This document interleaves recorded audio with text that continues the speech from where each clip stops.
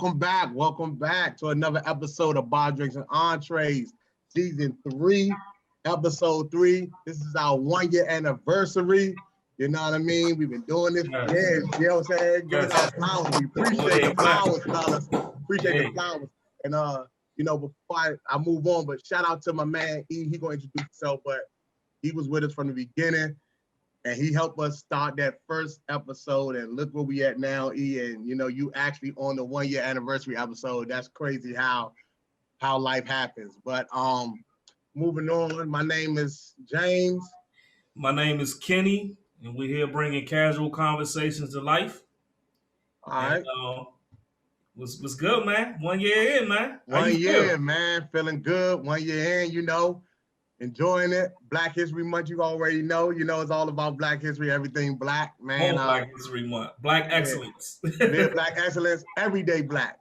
I don't care about black, what I'm saying? Not just Black History Month, everything black, man, every day. Yes, sir. How was your week, man? Talk to me. How was your week? My week good. You see what I'm repping. Your 76ers. I had to represent the squad. We number one in the East. Had a couple games. All I've been doing, man, is working and coming home catching the Sixers, man. I got the NBA League Pass, so had a pretty good week. Pretty good win last night. So, that's all I've been about, man. How about yourself? Oh man, we good. You know what I'm saying? Listen. My guy Bradley Beal holding it down for the Wizards. I think we won 6 straight. You know what I mean? We doing it. We trying to find a way into the playoffs, man. I hope we get there. Hope Westbrook don't do nothing crazy. You know what I'm saying? Them triple doubles don't mean nothing because he still shooting air balls from the free throw line. So I ain't even tripping off that stuff. But other than that, man, grinding, working, maintaining. You know what I mean? Trying to take over the world like always, man. Sir. Yes, sir. So without further ado, man, I like to introduce these young brothers that's been family for a long, long time, man, doing some great things as well, man. Like I said before, my man E, I'm gonna let him do the talking, because he gonna plug himself because he got a lot of stuff going on. Then we got my man Big A over there. So, I'm gonna stop talking and let them introduce themselves, starting with my man E. Go ahead, E, introduce yourself.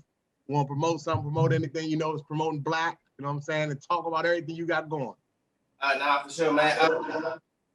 From the OT show, a podcast I started with my friend Grayson Orphe. And we got the OT show. That's the staple. Like, we've been doing that for the past 5 years, bro. Like, actually going on 6 this year. It's crazy. Like, how time flies. But so we started that, and then I got Bros Band Whiskey. Started it. I'm on season 2. Season 1 was where we just taste the beer and rate it and everything. We had, matter of fact, when y'all did y'all first episode, we introduced y'all on the Bros Band Whiskey, and then we went into y'all first episode y'all ever did. So that was major. Man, it was dope. And matter of fact, shout out to Mahees Brandy. That's when we tasted Mahees black owned business as well. That was my first black owned experience when it came to liquor. So shout out to Mahees Brandy, man, and I got Glendon over there, whatever. And that was his debut too. That was the debut of his stuff. Yeah, that was major, bro. So we got that going on, Bros Band Whiskey, and then we got the OT Podcast Network, man. With you guys, y'all are part of the podcast network, man. We got other people signed up to be on network as well. So we just promoting black excellence out here, man. Then we got my man Chef Watson over here, part of Bros Band Whiskey Season 2. And let's let Chef Watson, transit Chef Watson, see what we got going on, Bros Band Whiskey, man. So, man, as you know, my name is Aaron Watson, also known as Big A. Big A. Friends and family. Also known as Chef Watson. I do get busy in the kitchen. Definitely we creating something new, man. And I was talking to E, and I saw the first series of his episodes of BBW. I came to him like, man, I definitely want to be a part of the movement, man. And I feel like if we can bring cooking to the avenue of the tasting of the beer and the whiskey, I think this thing will just go to the next level. And that was my thing, man. Just kind of complimenting what he was already doing. So this season, we're doing a super big, man. Like we're the things that we're doing that's coming up, man, is going to be major. This is going to be major in the game. I think a lot of people have tried it I think we've mastered it already, man. To be honest, and it's organic because we're family. You know what I mean? So I think just like you guys are family. So I think when you have something organic, it's natural, and just this bond can't be broken, man. Like, so I really think that we have something special here, and I'm just here for the ride, man. I'm not here to toot my own horn, but if you tasted the food, speak for yourself. Matter of fact, Two. Hey, look, what we got? What you got for us today, Chef Austin? All right, so without further ado, I did asparagus, I did a crab cake, right? And what's special about the crab cake is normally you stuff a crab cake with filling and bread. No, I stuff my crab cakes with shrimp. So you have a shrimp, you have a crab cake that's stuffed with shrimp. I did mussels, and I cooked the mussels in a garlic butter, and I actually used the Big Little Thing IPA, Imperial IPA, and I actually cooked the mussels in that. I used a bunch of different spices and different things of that nature, but we got it going. I also did a marinated lamb steaks. I marinated for about 2 days, about 48 hours. I smoked them for a few minutes. I wrapped them and just let them go, man. Hey, bro, yes, sir. Yeah, we're going to be chopping and talking as this episode go on, man. Sir, do you think? Don't mind me. Hey, with the Big Little Things beer, right? The IPA. I want you guys. That's what our show is about. So we pair the beer with different food. So I want you to taste your food first. Right. After you taste it, then drink the IPA and then taste the lamb and see how it opens your palate. Okay. Hey, you forgot about the aioli sauce. Oh, snap, bro. And I packaged it up and everything. We was forgetting everything, but next time. No, I got it. I'm saying you didn't talk about it on your aioli Oh, sauce. I'm sorry. Okay, so I'm sorry. Because it's something I naturally do. So I do a crab cake aioli sauce, man. It's just a simple aioli sauce with a few of my secrets dabbed in there. That's pretty much it. We try to keep it simple as possible. Man, that's good though, man. Good, man. Thank you very much, and I appreciate you taking care of us on the show, man. We definitely enjoying the food, man, and I ain't gonna even lie to you, man. I'm cool off this.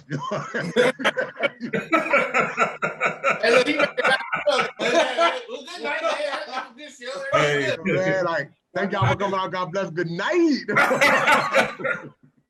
But like I said, thank you again, hey man, and definitely plug yourself again, hey, where they can find you at, man, because the world need to taste this, not just us, man. I know you already got your business booming, but plug yourself. Tell them where they can find you at, how they can reach you, man. So you can find me on Instagram at Soul Cooking with the Watsons on Instagram, just Aaron Watson on Facebook.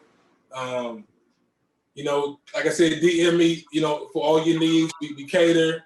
I do prep meals and I do it all. My plan and my goal is by 2022 to have my own soul food carryout. That's the goal. That's the vision. That's the dream. To pretty much stop working for the man, right? And work for myself, man, 100%, and turn my passion to my 9 to 5. So that is the movement, man. And also, while we got time, we plug in Black businesses. Shout out to my little brother, man, Darren Watson, doing it big. Him and his boy Jonathan, they're down at Groove Theory Barbershop in Bowie, man. Definitely go holler at them young brothers, man. They 2 Black young brothers doing it big. Best in the area, man. Shout out to them. Shout out to Darren's wife, Manali, Hair by May. If you're looking for the weave situation, she's gonna take care of you. She does weave and she does everything, man. It's just, once again, people making a movement, we making it happen within families and just trying to strive and push our community, in that right direction. So shout out to them. I got one more Black man I need to plug. Shout out to my man Rodney Wormley at Ferocious Fitness, man. He got your boy right. And I lost 25 pounds, bro. So yeah, man, congratulations to you too, bro. I seen that, man. Congratulations, good shit. Appreciate it, man. So yeah, shout out to them, man. Hey, look, I might have to go back after eating this. So. Also, I apologize for this. shout out to Ultimate Fitness, where I lost my first 100 pounds when I was going through it, man. Shout out to Darrell, man. Good dude, friendly, friendly alumni, same as Wormley. Ultimate Fitness Gym there, located in Katy Drive in Fort Washington, Maryland. Good dudes, man. Shout out to my other man, Mac, my trainer, Mac. Shout out to him, man. We getting it done, putting these weights on, trying to look good for the bedroom. That's it, Got you. That's what we doing now. But shout out to them dudes, man. Once again, black owned. They doing it, trying to raise our community, man. Doing it with the young athletes, doing this COVID situation, trying to make the best out of a bad situation. So shout out to them dudes as well. Cool. Man, appreciate that, guys. Appreciate that. Like I said, Big A, man, we appreciate the food. This is a hell of performance, man. You know what I mean? Like, Jesus Christ, man. Like, I'm good over here, man. And this crab cake is, you don't even get this at the fine dining restaurants, man. Like, you don't even, you know what I'm saying? So I appreciate the crab cake with the aioli sauce, man. Like, I'm gonna have to just come pull up for dinner. Good time, bro. You welcome. Yes, sir. Without further ado, man, we're gonna move into our happy hour. Usually we talk about politics, we may talk about current events, but we want to talk about some stuff that revolves around y'all. You know what I'm saying? Since we on the food and liquor tip tonight, and we collabing. Starting with you, Big A, since you the cook, man. What's your favorite food, and then what's your favorite drink of choice? So I would say by far my favorite food is steak. I'm definitely a steak and potatoes guy, but I love a good ribeye. And a few years ago, I actually had my first aged ribeye, and it was amazing. So that's one of those things where it has a very different texture and taste altogether, right? Okay. So that's my favorite food. I would say my favorite liquor of choice, even when I'm eating a ribeye, is a Glenlivet 14. Right, this is it's different than your Glenlivet 12 year. The 14 age has actually been cured in a cognac barrel, so it's finished.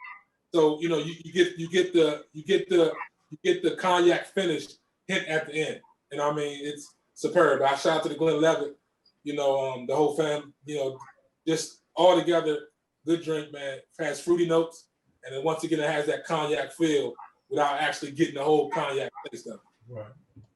Got you. E, coming to you, bro. What's your favorite food, man? What's your favorite drink, man? My favorite food, man, I'm a pizza fanatic, bro.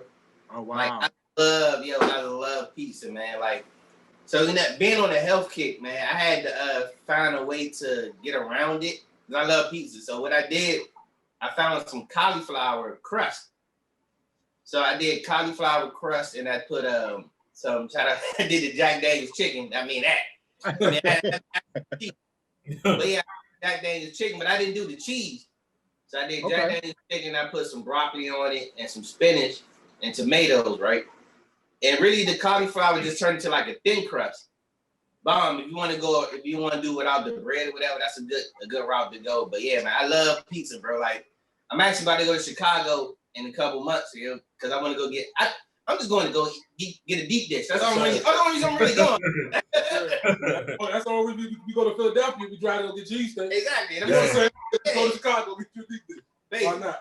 So yeah, man, mine's pizza though, man. Shout out to my man Pitt, man. Rest in peace, man. Cause me and him, dog, we was pizza fanatic. Everywhere we go, we would get a pizza, bro. Like it was like real, man. We go out of town, we grabbing pizza. I'm over his house, we watching the game, we gonna grab a pizza. Yeah. Got you.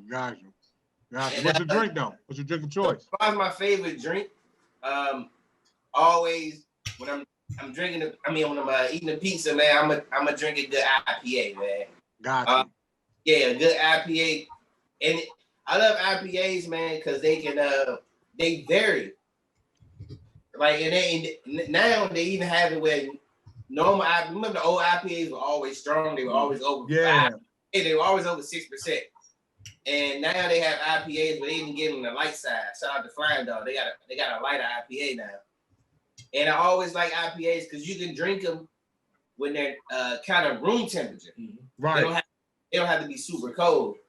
But you can actually it actually prefer you to drink it when it's a little bit warmer on the warmer side. Okay. That's mine.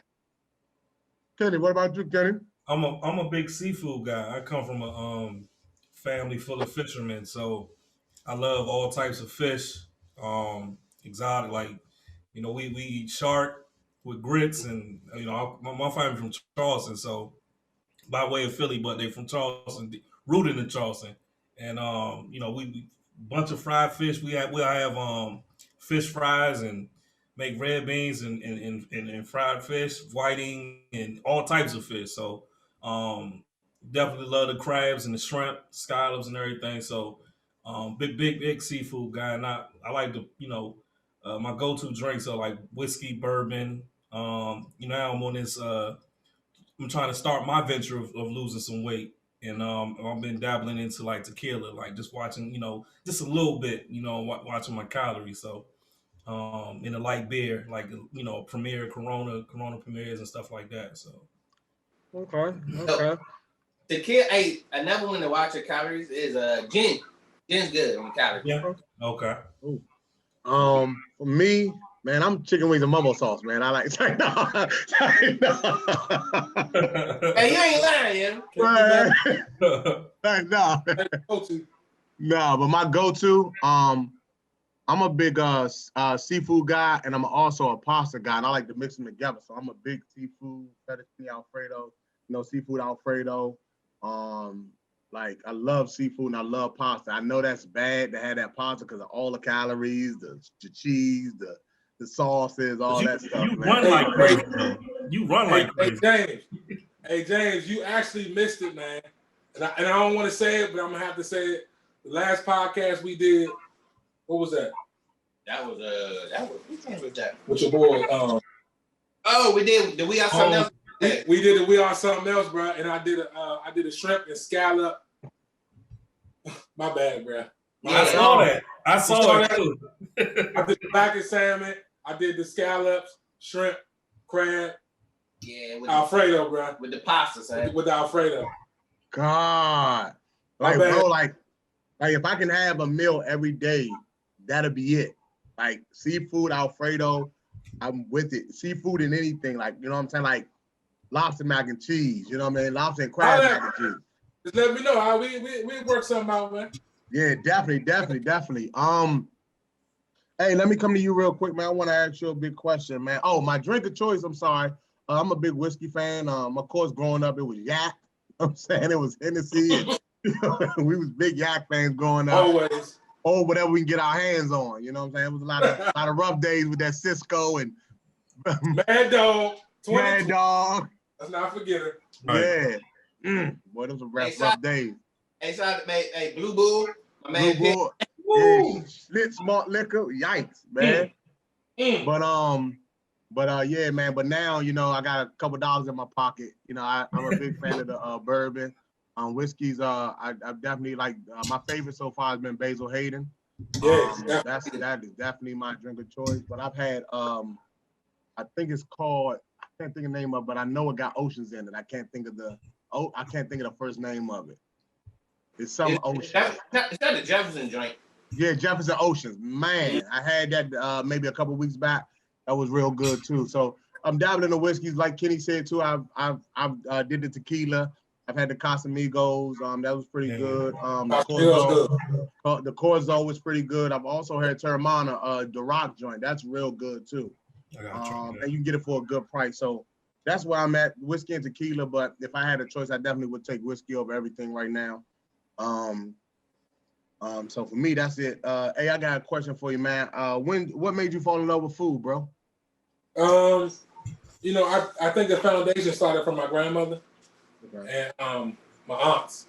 That was like the first, because that's my father. Shout out to my pop. My father has been cooking for years, but it starts with my family in general. Like what's funny is the women in my family cook. The males in my family cook. So growing up, man, my father had, he always had his own catering service. And growing up, man, by the time I could walk, I was in the kitchen. Whether it was helping serving tables at the church, wedding events, anything that my father was doing, he made sure we were involved. So, seeing that, I kind of like grabbed on his coattail Mm-hmm. and fell in love with it. And you know, whereas my brother and my sister, I don't think they were huge fans of it. My brother, he was like, man, whatever. He found his calling, and my and being a bar, and my sister, she found her calling is working with special needs kids. So the shout out to both of them, but She doesn't make it too. she doesn't make. Well, she did, but her whole thing is she's filling it down with just really helping special needs kids and get them what they need in the school system. So Santa Watts, shout out. So my love, man, I really just kind of, and they can tell you when I was young, I would be in the kitchen, man, whipping up like anything. Like I would just make up things. And my joy is to see people happy when they taste my food. And like I said, man, it came really from the dirt, man. It came from my father, just every day cooking something different. Like I could go to people's houses, man, and I would go to somebody's house and we would have like hot dogs and French fries. I'm looking like, we don't even eat this. Like, and so like, like a normal meal for us would be greens, cabbage, baked chicken, fried chicken, and this was like on a Tuesday. Wow. Right. So growing up like that, man, it taught me the value of just really good soul cooking. My father, he specializes in soul food cooking. That's his thing. So my thing was, okay, let me learn exactly what I need to learn from my pops, and then turn it so I can make a soul food twist on things. Like even the lamb you guys are eating, that's my soul food version of it, of like an Indian style lamb. So it has like a curry, has chutney, has some different things in it that gives you hints of, okay, I could be eating this, I could be at an Indian restaurant eating, Indian style, but it's a soul food twist on it. So anything I cook, whether it's French cuisine, Caribbean, it's gonna have my soul food twist, but you'll get the hints of where it originated from. So that's where my love comes in at, man. And barbecue is my thing as well, man. When you taste my barbecue, you taste the love, man. So anything I cook, I put my all into it. So that's where it came from. Cool. Speaking of which, man, moving on to the next thing, man. We'll be talking about food, man. How y'all think of food is affecting our the health in our community, man? So how do you deal with that, A? Like I know you talk about soul food, and I'm just talking to everybody, man. I mean, I know A is the cook on the show, but everybody, I just want to know, like, how do y'all feel about how food is affecting us in the communities we live in as Black people? You know what I mean? And grocery stores and all that. I'm gonna start with you, E. How you feel about it? I feel like we at a disadvantage, bro. Like when it comes to like our community and food. Like I'm quite sure like we grew up in the area. It's probably like, well, I lived in the inner city for a little bit. I lived in DC for a little bit, and we was almost like in food deserts, bro.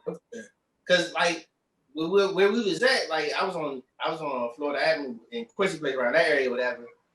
And all I had was a carry out. It was carry out some fast food. Yeah. And there was nothing else that like you can just grab real quick. That was actually healthy. The Safeway was by Georgia Avenue, like almost by Georgia Avenue. Yeah. So, you had to go all the way uptown. Right. And I think the other giant was like a little bit further up. Yeah. You could just walk to real quick and grab that. No. But so I feel like we had a disadvantage, and I think it's killing us in the long run. Cause I made a joke, bro. Like I was in North Carolina, right? And I didn't have any blood pressure medicine, right? I left my medicine at home. So I'm like, yo, I'm in the house for the Black people. I know somebody got some blood pressure medicine here.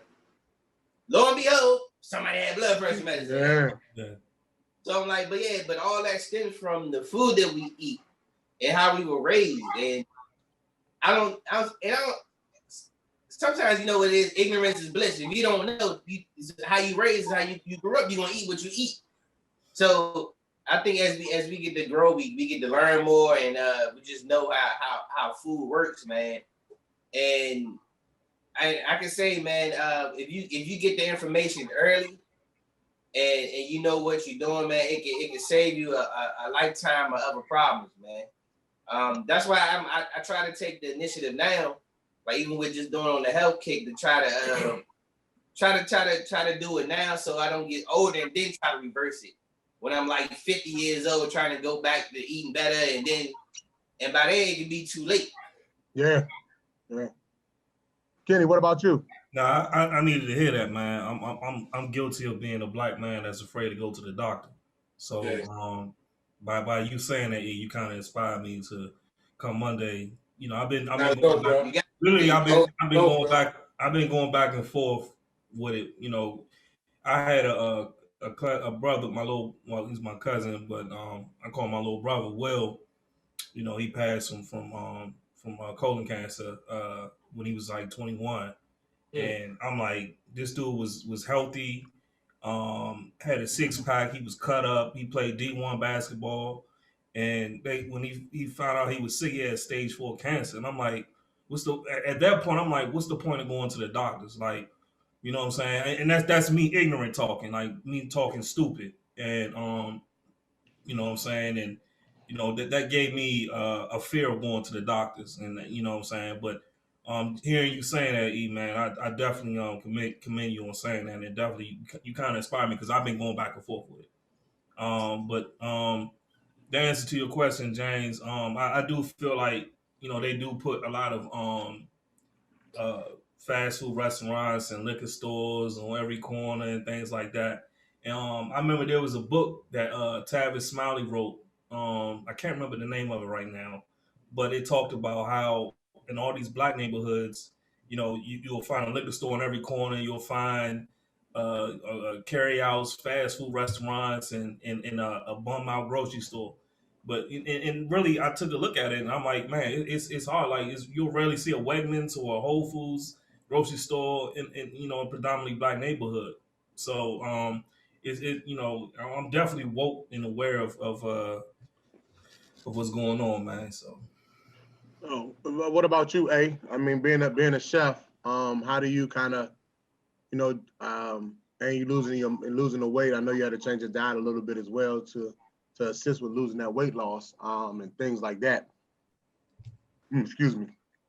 Well, what do you think about that and how food affects us, and what do you try to do as a chef to kind of combat that? I mean, you know, I'll give you a great example, man. Like, even coming up with this menu, I had to go to 3 different grocery stores to find what I needed. Wow. And that's the reality of it. You know, it's really, and it's sad. You know, even during the whole pandemic when it first hit, you know, you couldn't find toilet paper, you couldn't find, you know, just essential things you needed. But when I went to Virginia, it was like it wasn't affected. Like we were taking trips to Virginia to get toilet paper, and they had mounds of it. You know what I mean? So it was like I would go to the shoppers in Clinton, and then everything was right. I could go that same time in Virginia, and I could get what I need. And it's sad to say, man, like, and growing up, man, I would always hear my father say, I go to this store for this meat. I go to this store for this produce. I go to this store for what I need. And I never really understood it until I actually got my hands into the food industry. Based on where you go, is based on what type of quality food you get. The produce and the meat are your 2 major things. You will see the difference. Canned foods, we can go anywhere. Canned foods are canned foods.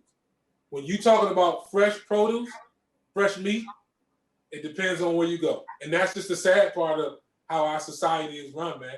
You know, like growing up, you know, in the areas we grew up in, we didn't really understand what it was. You know, like I know a lot of kids grew up on oodles and noodles, hot dogs, and overly processed. So like Kenny was saying, we don't understand like how somebody could be so young and die of colon cancer. But if you look at it, everything is based on your diet. So let's say if I'm in shape, you know, I got abs, I'm moving around, but if I'm still eating those bad things that's in our community that's there for us, right? You can get cancer just from that. You know, it breaks down to what your body can break down. Naturally, as humans, our body cannot break down processed foods. Nah. Sugar and processed foods are 2 things that cause cancer. It's evident. So, you know, growing up, you know, in certain, it's what your parents, like my parents both worked 2 jobs. They worked hard. My father was a chef, caterer, and he worked a 9 to 5. My mom had a 9 to 5 plus a part-time. So sometimes it was just based on what we had to go by and what we had to eat.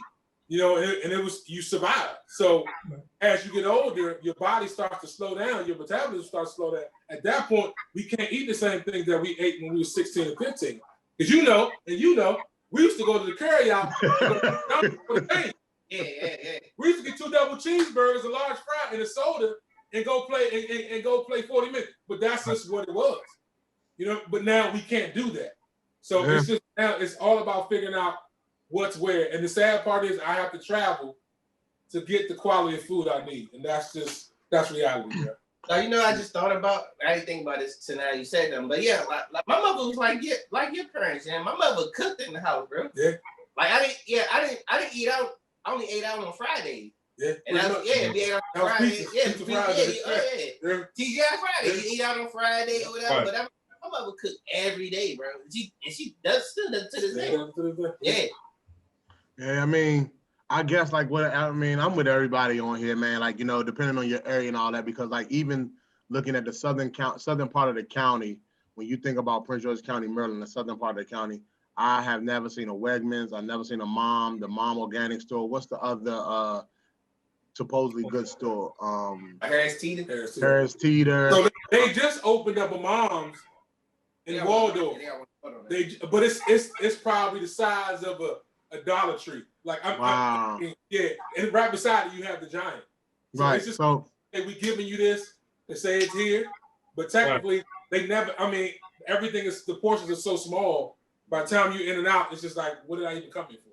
right. And so when you think about it, like especially like we always say inside the Beltway. When you look inside the Beltway, you got, you know, when you look at Fordsville, Suitland, you know, like all those areas, man, I've never, like you see the Shoppers Food Warehouse. I remember Murray Steakhouse, man, for a while, you know, my mother would go there and, you know, that was summertime.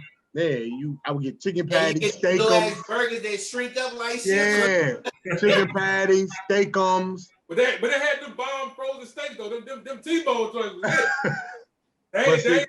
They was small, but they was hit. Yeah. So then my mom wasn't really a cook, you know what I'm saying? She was more so like she was a worker. Like my grandma was a cook. So my mom, you know, she made like, you know, hamburger helper, oozing noodles, you know what I'm saying? Like my mom she know how to make the basics, the chicken, meatloaf. Like I hate meatloaf to this day because of her, but you know what I'm saying? Hey, bro, let me tell you something wild though, since you brought up Murray Steakhouse. This is how at one point we were struggling, bro. And I, you know, shout out to my parents, man. They always made a way. At night, my parents would go to Murray Steakhouse, their factory. It was connected to the actual store, and they would get paid to try different foods that they would produce and say, hey, you all like it. They would have like a group of people come and taste. They would pay them before they actually put it on the shelf, bro. Wow. And we would sit in the car and wait for my parents to get through the tasting so they can get paid. And they can put, bro, and I'm dead, like, and that's how, like, you talking about somebody struggling and knowing the struggle. And this is why I really appreciate every dollar I get in my, because I seen my parents struggle. Right. You know what I'm saying? I seen us not go without. So that Murray shop, like, I'm dead serious. Like, this was a 2 or 3 days a week thing. We would sit in the minivan, and my parents would go in for like an hour or so. You know what I mean? This is back in the day, though. Yeah. You know, and pretty much test the food that they would put on the shelves and get paid for it, bro. That's a real story, bro. Oh, yeah. So, before we move on, but like the last thing I think too we need to do to be mindful of is seasonings. I know we use a lot of salt, Old Bay. Like I remember one time I was putting salt, pepper, seasoning, salt, Old Bay all on fries at one time. You know, things like that. And I also think like with America, man, food is plentiful. You know what I mean? Like think about all the times. The portion, we have no portion control, man. So I think that plays a role in it too. But I would definitely like to see in our inner cities some fresh food, because I remember I think one day I was talking to James Hunter. Shout out to Hunter, because you know he worked in the industry as well before he moved on. But he talked about how like depending on your area, depending on the neighborhood and the area, it would get whatever was left. Yes, so like let's say like a nice area. I don't want to just say any names, but let's say a nice area part of Maryland. They would go, let's say it was in like they would get the best, and it would trickle down until you know, the hood would get whatever was left. So if I'm not mistaken, when we had the conversation, that's what he said to me, man. So, you know, I mean, like I said, I hope, you know, in the future, man, we can get some better places. So you mean Odenton, Maryland gets the more fresher fruit than Clinton, Maryland? You know, if you want to look at it like that, yeah, you know what I'm saying. But you know, shout out to some of the other, like shout out to the another black I can't think Food for Life is the one I think that's black owned, and then the young lady, I can't think of her name, man. She started her smoothie business. It's in Maryland as well. I can't think of the name. If I think of it, I definitely shout out. But she's a black owned business too. Cool. It's a vegan spot in Forestville too, man. Yeah. It's a vegan spot in Forestville. Shout out to them. I think that's black owned as well. Right. It's over there by old Baz and Crew. I'm not sure what Baz and Crew is. Okay. Oh, okay. That name just pops. You know about Baz and Crew. Oh, okay. I'm not sure what that is, but that name Baz and Crew just popped up. I'm not sure. Don't even worry about it, bro. We're going to keep it like that. So, Kenny, man, moving on to you, Kenny, man. Listen, man, I know you got the game for us, man. I know you always got a game right before we go into the first round, man. So what you got going for us? All right, so it's something similar to what we did. We started the season off doing this new game, and we're going to continue it on. It's a road trip. Let's say you're on a road trip, and a long road trip over 5 hours, and y'all going somewhere. Name one R&B artist and name one rap artist that you will have to listen to going and coming back. Road trip. What was a good road trip? R&B artists and rap artists. And I'll start with you, E. One of my road trip I just put my one of my peoples onto this drink. Was Devin the Dude, man. How you steal my joint, cuz? Yo, but nah, man, Devin the Dude, man. When I was like 16, Devin the Dude changed my life, bro. Yes, sir. Like when I first heard Devin the Dude, like I was like, I never forget. I was like, I don't know who is this guy, yo, and it made me realize like I was more relatable to Devin the Dude than Jay-Z. Cause I wasn't popping champagne, but I was drinking the Blue Bull in the Cadillac, trying to figure out what I'm about to do for the day. Yes, sir. With a Swiss me, like trying to figure life out, dog. Like, but that was the real though. Yeah, that's all we was trying to do, trying to figure life out, and that's how I relate to Devin the Dude. He was the dude just trying to figure out life, going day by day, man, and that's more relatable than anything. So Devin the Dude was one of my artists I can listen to all day, and especially on a road trip, yeah. Oh. And an R&B person, yeah, like I don't have like one specific R&B person, but I got like one specific album that I love, and it's a random album that nobody really fools with like that. But yo, it's this drink called Friend Zone, right? And it's Jacquees and Dej Loaf, yo. They got a mixtape called Friend Zone. Yeah, when they was dealing with each other. Yo, that drink bangs, yeah. Like, I bet it do. I like Dej Loaf, man. Yo, when I say that drink bang, anybody that don't know that drink, yeah, I put that drink. I tell anybody about that album, dog. It's a drink called Friend Zone, yeah. Friend Zone right now, because I ain't even know about that. Bro, Dej Loaf and Jacquees Friend Zone, yeah. That joint is a banger, bro. So right, yeah, road trip those two drinks, man. That's me. Big A. So since he took mine, because you know I'm a Devin fan, I'm gonna go close. I'm gonna say Currency. Because Currency. I was gonna say Devin. Devin's my favorite rapper of all time, period. But okay. I'm gonna say Currency. Because it's just that ride out music, man. That I'm talking about. You can just ride. You hit play and you go. He's gonna put you in that zone and you're just gonna ride out. I'm a huge R&B guy. I love R&B. I think R&B, just like I love country music, man. I think it's kind of music for your soul, man. Like you're really going through something. Gospel music is always going to be number one. If you're going through something, turn some old school gospel music on, you're going to get through it. But truly to say, I would say Avant, man. I'm a huge Avant. Okay. Hey, man, that's a good pick. I mean, it was between him and R. Kelly, but R. Kelly getting that heat right now, so I'm a rock with Avant. Yeah. Okay. I can dig it. I can dig it, man. Cool, man. That's what's up, man. We said I was on a show early on, so you know what I mean. We go skip us, but yeah, man, that's dope. Avant, man. Like, yeah, man. I got some bangers, man. Yeah. When you said, I was like, damn. Hey, yo, whole time Avant wrote for a lot of people that people don't know about. Yeah. You know, I gotta get love to this R&B artist, man, because this dude really is responsible. He writes and he got a hell of a catalog. Raphael Sadiq. Yes, sir. Oh, yeah. Man, I don't know. He coming in strong number 2. Yeah.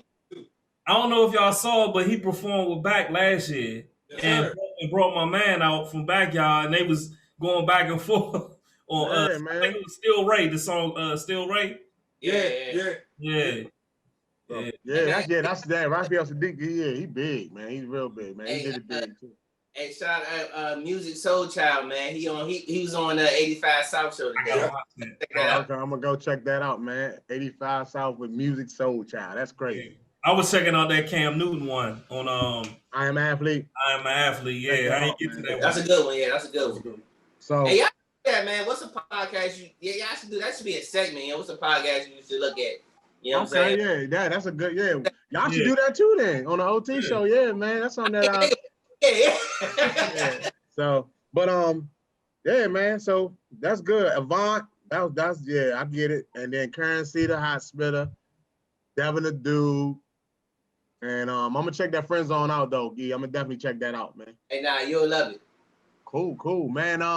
Let's go into this round 1. That's first round, man. What you got brewing for us, Kenny? As Kenny's coming up with the first round, man. I ain't even gotta ask you. I can see what's on the table. You got the Makers 46, and y'all drinking the Big Little Things, man. So I already know what y'all drinking on. Kenny got me over here off the Redemption. So It's Reservoir. Oh, you drinking Reservoir, but I took the Redemption that's over there.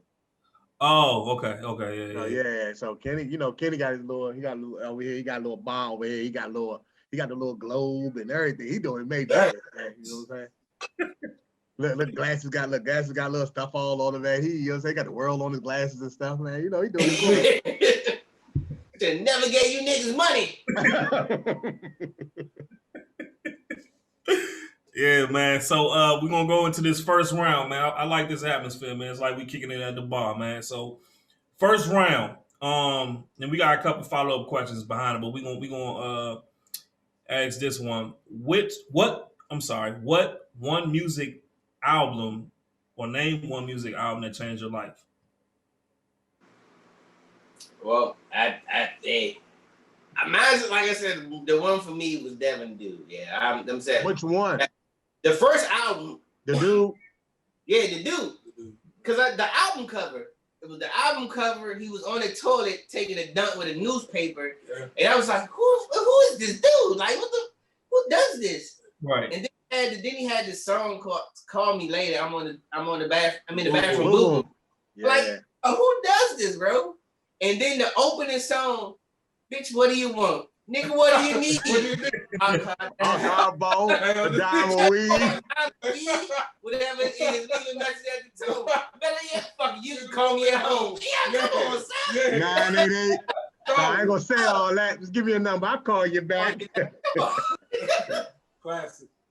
And my favorite song on that album, like I said, was one of my favorite songs on that album was and I'll be sitting in front of the ride, drinking and smoking some weed.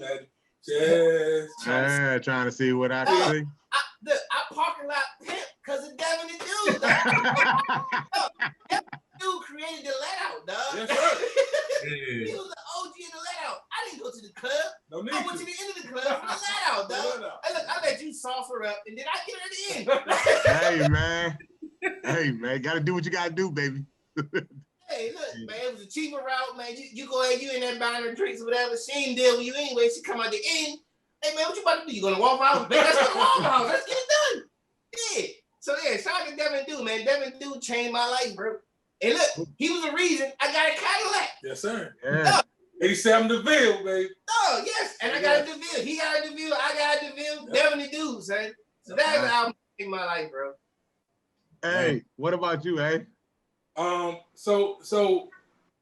So being young, man, I was heavy into like Bruce Lee, karate was my thing. You know, wrestling. Growing up, that was my thing, man. I'm gonna tell you what changed my life though. Wu-Tang. I was about to say 36 Chambers. Yes, sir. Woo! Yes, sir. Right. Hey, listen, I was too young to even listen to that joint. I had a plug. And, I'm telling you, man, I can't explain how it changed my life. I can just tell you, it brought me back to every Bruce Lee movie I've ever seen. It was like throughout the whole album, it was like I'm in the Shaolin Temple, like, you know what I mean? Like it was one of those things where I because listen, growing up, that music was so different. Yeah. You know, you really couldn't call it the East Coast or West Coast. They had their own genre style of music, man. And once they branched off, you still got that same feel. Like nobody really changed. You know what I mean? Like them dudes kind of stayed the same throughout the whole, Ghostface. Yeah, because even we had Ghostface, Rock Crip, Raekwon, it still was kind of the same. It was that feel, man. Yeah. And that was one of those things, man. That whole album changed my life. And I can't even give you one song. It was the whole album. Nah. Cool. Opening song was Bring the Motherfucking Ruckus. Come on, bro. Dog, I'm gonna tell you something about that joint, dog.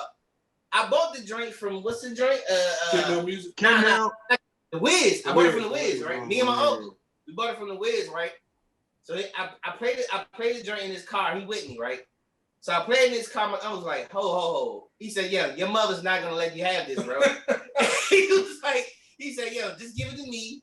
Yeah, I'll buy it from you. Yeah. He's like, nah, your mother not having it, dog. The first opening song was Bring the Motherfucking Ruckus. He was like, nah, that's a rap, dog. Go ahead and give it to me. And I talked to my cousin Al. He made a copy for me, so I was good. For me, my what album changed my life.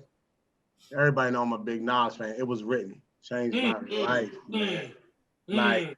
Like it changed my life. Like, and just the way he talked about it, just the way Nas' flow is so smooth, it's so skillful, it's so like nonchalant, real chill, man. Like I Gave You Power was probably, especially when I found out it was about a gun. Oh man, he told that story about the gun part, and when I realized what he was talking about, because my older cousin and people told me about that joint changed my life, man. Like it was written, because that was one of the first tapes. I remember I had that on cassette. I had that on cassette. So that was one of the first joints I bought that. And just like that song, I forgot the name of it, he like, watch them niggas that be close to you and make sure they do what they supposed to do, because they be thinking about smoking you. Hell yeah. A person know nowadays it's the ways. Like that, he was just telling you, giving you messages throughout the whole thing, man. So hey, that's the same joint that had Street Dreams on it, right? Yeah, Street Dreams are made of these. Just push beams with 300 E's. A drug dealer's destiny is reaching the keys. Everybody's looking for something. That joint had Insomnia on it, man. It was a lot of, good music. If I Were the World. Oh yeah, and that was the song. That was a single. Kind of made me go buy the album. You know what I'm saying? And then because I remember growing up watching The Box. You know what I'm saying? So that was the joint that kind of changed. That was my album. Kenny, what about you, man? 19B. 19B. 19B, man. Yeah. Switch the joint. I don't know, man. I had a scrambler, but we'll talk about that on another show. We had that too. That's the pay-per-view. So, Kenny, what about you, man? Well, for me, Tupac, All Eyes on Me, man. That album, that double disc album, that still to this day, man, that shit is in my rotation. I play that, man, from like this picture of dude getting shot, going to jail, coming back out. And he had the song with George Clinton on the hook, like, you niggas can't see me. Like, he just holler at me, wonder why they call you bitch. Like, man, all the songs. Like, he had it from, he talked about his pain. He talked about even with religion, with God, only God could judge me. To I mean, it was just about him, but in so many ways, and that's what Tupac is. He got multiple personalities, so it was just Right. you know what I'm saying. It was a great classic album, man. That's one of my all time favorites. Cool, man. Hey, can I give an honorable mention though, son? Yeah. Hey, dog, Biggie's ready to die because we hit. Dog, matter of fact, y'all gonna see this episode soon because we did a episode on Brosby and whiskey, and we did the cheese steak. No, we definitely not cheese egg. Cheese eggs. T-bone steak, cheese eggs, and roast. Which is great. So, dog, what got me about that album was that opening song was hard. When I die, fuck it, I want to go to hell because I'm a piece of shit and I ain't hard to fucking tell. But dog, my drink, that opening song, the things didn't change. When that nigga said, when he said, he said, and I'm down for the shit too. For the stupid motherfuckers want to try to use kung fu. Mm-hmm. Instead of a Mac 10, he's scrapping, slugs in his back end. That's what the fuck happens. Yeah. Big, great, man. When I first heard that shit, I was like, oh my God, dog, this dude was some other shit, dog. And Give Me the Loot, he was the same person rapping in different voices, dog. For longer than another person, bro. Yeah. Honorable mention. I got it. I can go with that. Yeah. I can go with that. Follow-up questions, man. Like, just give them to me quick. Just you ain't. I don't want you to even really think about it. Just knock them out. I'm gonna come with you first. Favorite East Coast rapper, down South rapper, West Coast rapper, and maybe if you got a Midwest rapper too. All right, so I'm gonna start off with East Coast, and you already said them. I'm gonna go with Nas.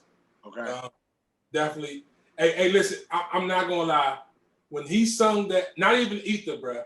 My heart is Nas joint, and when he rapped his whole day backwards. Oh man. Yeah. Hey, listen, rewind. Hey, listen, bruh. I couldn't understand. He like the doorbell rings something. She spit the nut back in my neck. I said, bro, what is he saying, bro? Yeah. Bro, that joint spooked my whole life, bro.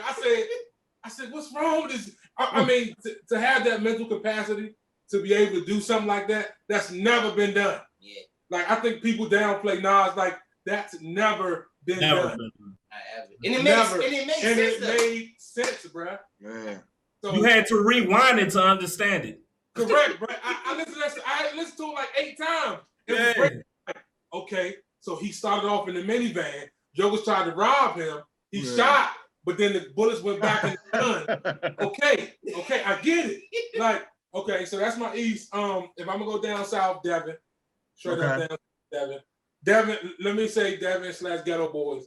Because that was my, so I'm going to I'm gonna go West Coast, and I'm doing 2 West Coast, bro. I know I was saying 1. I'm gonna do The Game because I just love his style of rap.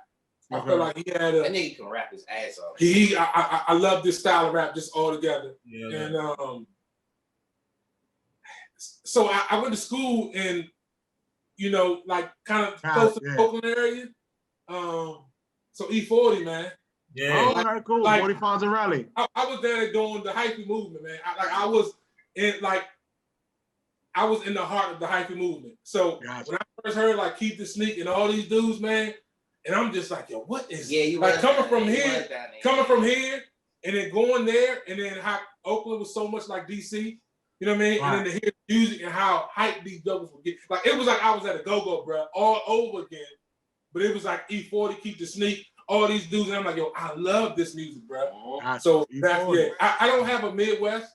I mean, I guess Nelly would be Midwest, but I never really listen to Midwest music. I don't think. Cool. All right, E, what about you, E? My East Coast, man. As far as East Coast, I gotta go with Jay-Z. I didn't. There was something about Jay. Like I didn't really fool with Jay till after to almost volume 2. Cause volume 1, I'm like, and then I didn't get Reasonable Doubt because I was too young. Like I was like 12 or 13, so I didn't get it now, though. I get it. No, now looking back at it, Reasonable Doubt, arguably one of the greatest albums of all time. You can argue that joint because with the wordplay and just everything was. You could tell he was way ahead of Bama's on that joint, dog. So Jay for the East. Then for the South, I'm torn between. I just gotta say UGK because I love B. Yeah. Pimp C was that dude. Yeah. So I'm going with UGK, and because Riding Dirty was another album that changed my life. And when I first heard Riding Dirty, oh my God, the world was over for me. I didn't know because I didn't know what it was. Yeah. Shout out to my cousin. So yeah, Riding Dirty. West Coast, I'm going with Snoop. That's another album. Yeah, if I had like 5 albums to change my life, Snoop Dogg's that first album, Doggy Style. Nigga, what? Yeah. We weren't supposed to listen to that either, but not at all. We enjoyed it. We enjoyed it. No. Not at all. Nah, we weren't supposed to listen to that. But yeah, that joint in Midwest, I gotta go with Twister, man. Adrenaline Rush, bro. Okay. Yeah, when I first heard Adrenaline I Rush. think about that. No, the very first Twister joint was Do or Die. Do or Die. Yeah. Do you wanna ride in the backseat of the caddy? Top it up with Do or Die. Come on, yeah, that's tough. No, Yo, Adrenaline Rush and Twister and the Speed Nut Mob, bro. Man. That Twister and Speed Nut Mob with that CD I had went all across Fort Washington, bro. Mad niggas stole my CD, bro. I let JJ borrow it. Reese had it. Somehow Cliff got it. Yeah. Matter of fact, it ended up in your car one time. Same. They hold your little CD out. Yeah. That's what they did. This one CD went all over the place, man. But then I got an honorable mention. I gotta go 3-6. Yeah. 3-6. Okay, cool. I guess I'll go. I'll let you go last. East Coast, Nas. I'm saying that's my guy, man. Like, it's my guy. Like, Nas is my favorite. Like, you know what I'm saying? Favorite of all time. Down south, I'm gonna be a little more newer instead of because like you know Scarface a legend, UGK they legends, man. Like they legends in this, man. So I'm gonna go T.I. and J. Cole. Okay. Those are my T.I. And then West Coast, man. Like I know people will be like, oh nah, because he did now, but Nipsey. Yeah. Nipsey. I agree. I'm not mad. I ain't knocking that one at all, bro. Nipsey, man, like, cause I started listening to Nipsey. I heard Slauson Boys a couple times, but Crenshaw, cause like Crenshaw was my that mixtape Crenshaw was crazy. Yeah, yeah, and then I really can't just like it's. I mean, of course, Pac was West Coast. You had Death Row and all them, man. Like and Snoop. It was just kind of hard to really pick. And then Midwest. I ain't gonna lie to you, Midwest. I was a big Nelly fan, but prior to Nelly, it was Bone Thugs and Harmony, man.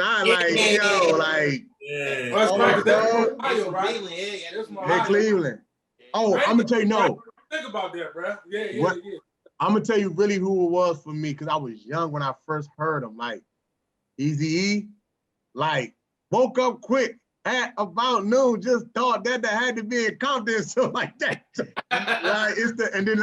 Like for me as a kid, when you listen to like raunchy shit, it like you go, oh shit, like it was the world's biggest dick. It don't matter, just don't matter. I'm like, oh, as a kid, you know what I'm saying, you immature, so you're like, oh, you can say that, like what I'm saying, stuff like that. But yeah, so Eazy-E for me from the West was like big for me too. You know what I'm saying? So go ahead, Kenny.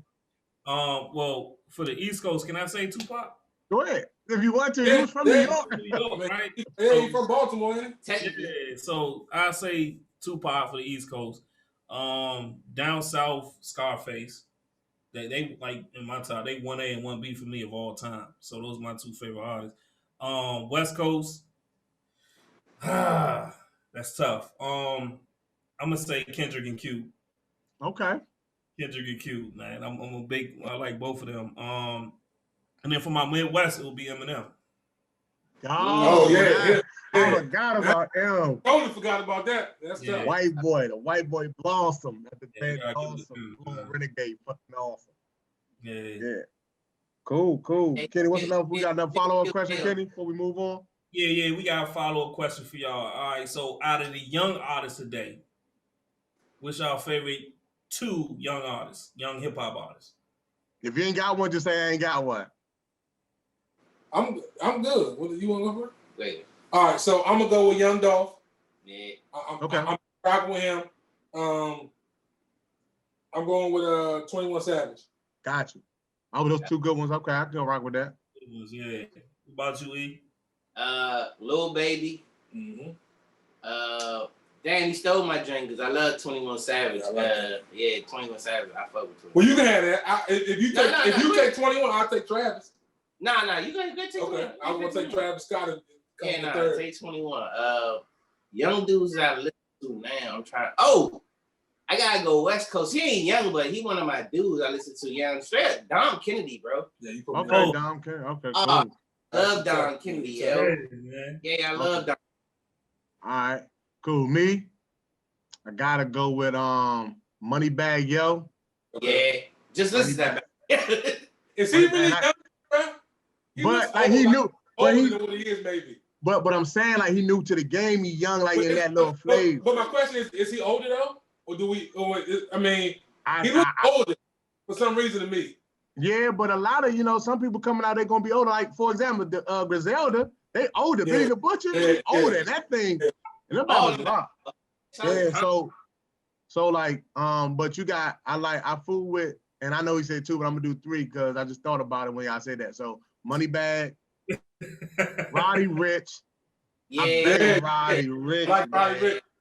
Roddy Rich. And I ain't gonna lie, even though the boy died, I actually listened to his album, man. Pop Smoke. What's his name from New York? Pop Smoke. Oh, Pop Smoke. Yeah, Pop Smoke. man. Yeah, rest in peace to the young And dude. all that joint crazy. So Rest in peace to the young. that's my 3. Well, for me, I mean, y'all took my answer. Well, for me, it's Lil Durk. Okay. Yeah, Lil Durk. That's my favorite one. And the second one, James, you called him Roddy Rich. Roddy Rich. Yeah. You remember we was in my basement listening to Roddy Rich? Yeah. And, probably like 2 months later, 3 months later, he dropped it. Yeah. He dropped that dope ass album. Went out the roof, bro. Yeah. I remember that, man. Cool. I mean, Moving on to the second round, man. Huh? Moving on to that second round, man. Okay, all right. What we got for the second round, Kenny? Talk to me. All right, we're gonna do that. Man, this food was good as hell, bro. I ain't gonna need to lie to you. Man, I crushed my joint. I did too. I'm going back for seconds after the show. Oh, man. Second Well, I round. gave y'all enough for seconds. I thought I just gave y'all enough for one each. I thought, nah, I'm just I'm about to say, you petty. Hey, Kenny, I ain't gonna lie. James talking about something, man. I don't know if Kenny gonna get some of his lamb. He's about to stop. Damn, you see how he I had to pour some extra in there, bro. Oh, I ain't saying, Kenny, man, you already know it, man. It's always, man, listen, we ride together, we die together. Bad boys for life.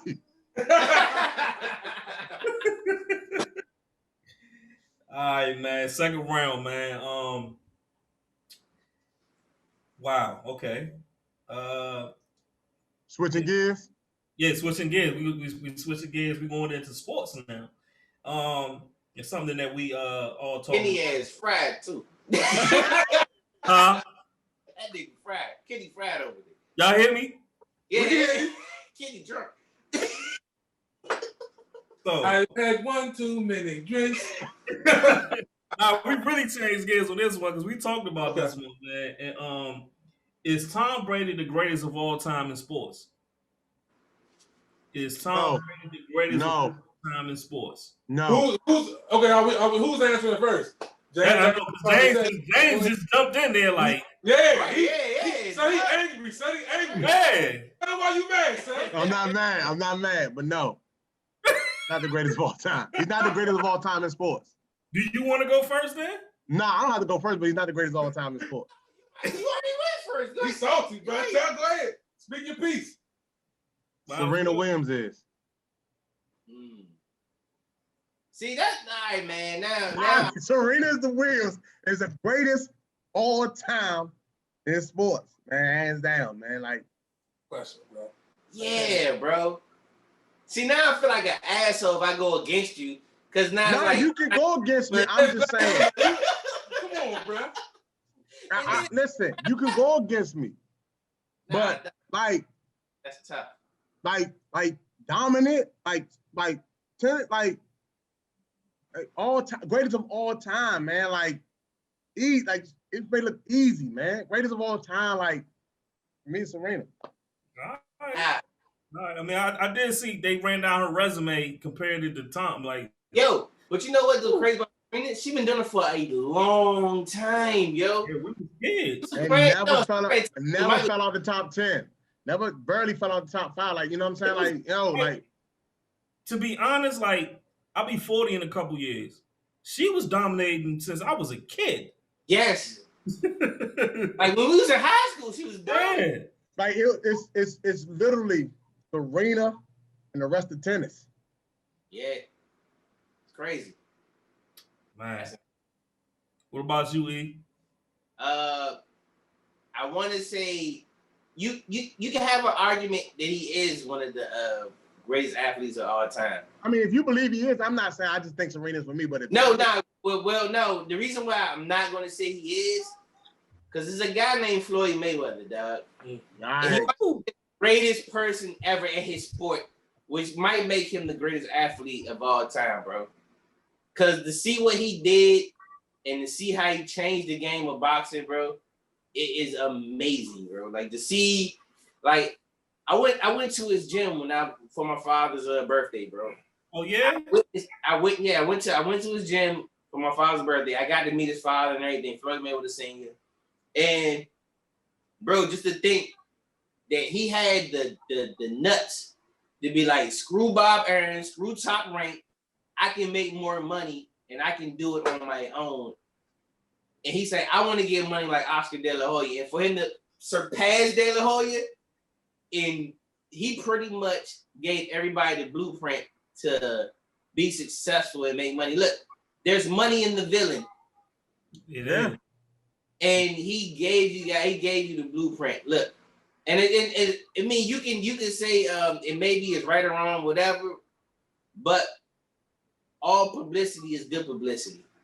And he made a way out of no way though, yo. And to see what he did in that span, yo, it's phenomenal, bro.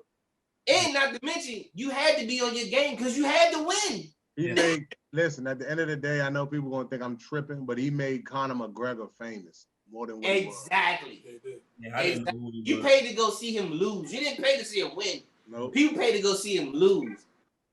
And and then for him to even get to that point, you gotta still win though. Yeah. And he always kept winning by any means necessary, dog. So yeah, I think he might be the greatest athlete of all time. Cool. Go ahead. What about you, Ray? I guess I'll go last, man. I'm kind of biased to it because I just love this dude. But when I break down the greatest athlete of all times, I'm putting everything in the mix. Like their portfolio, like everything they've ever done up until now. And if they were to pass, how long will their legacy last? I say Michael Jordan. Yeah, I knew he was going to say that. I knew he was going to say that. I mean, when you talking about Jordan, it's no longer a name or a person. It's a brand. Yeah, and he is the originator of the athlete brand. To make that, to say, this is my brand. Like, if I pass away today or tomorrow, my brand will live on for eternity. And I mean, that's just what it is. You have kids now. My daughter now, right? She's what, 12 or 12?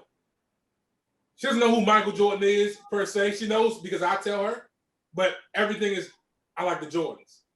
And if you ask kids nowadays, okay, I love Jordan. Well, who is he? He played in the NBA. Well, okay, explain what he did. So to me, when you have the argument of Kobe, rest in peace to that great man, LeBron, and those Kevin Durant, you're talking about people he paved the way for. Yeah. Nobody had a shoe deal like Jordan. Nike was nothing. Yeah. They were nothing. Converse was it. Yeah. He made Nike and Jordan what it is. So I'm gonna say hands down, can't nobody touch that dude when it comes to all around athlete, just a brand. He's it, man. He's it. I'm gonna give you a Mike should be a trillionaire though, dog. He should. I'm gonna give you a fun fact about Nike too. Yeah. So Nike first deal on the table that they was gonna get a deal to was Magic Johnson before he got Converse. Yes, sir. And they was gonna give him stock in Nike. Yeah. And he didn't take it because Converse was the biggest shoe company at the time. Yep. That's He crazy. refused. Yep. Yo, I just saw that. Jordan was actually supposed to sign. Adidas. Was it Jordan? Adidas. He wanted to go with Adidas. Adidas.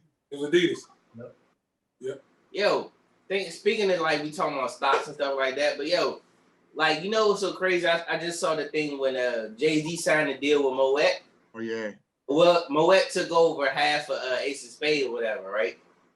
And the basis of him starting the Ace of Spade company was because Chris faces and all that other stuff. So just to fast forward and look at that, he had the word thought like, man, ask Chris, I'm gonna do my own thing and see where he's at now. No, because look, let's think about it. Real talk. We didn't know nothing about Chris Styles if it wasn't for Jay-Z or Biggie. Nope. We weren't thinking about them.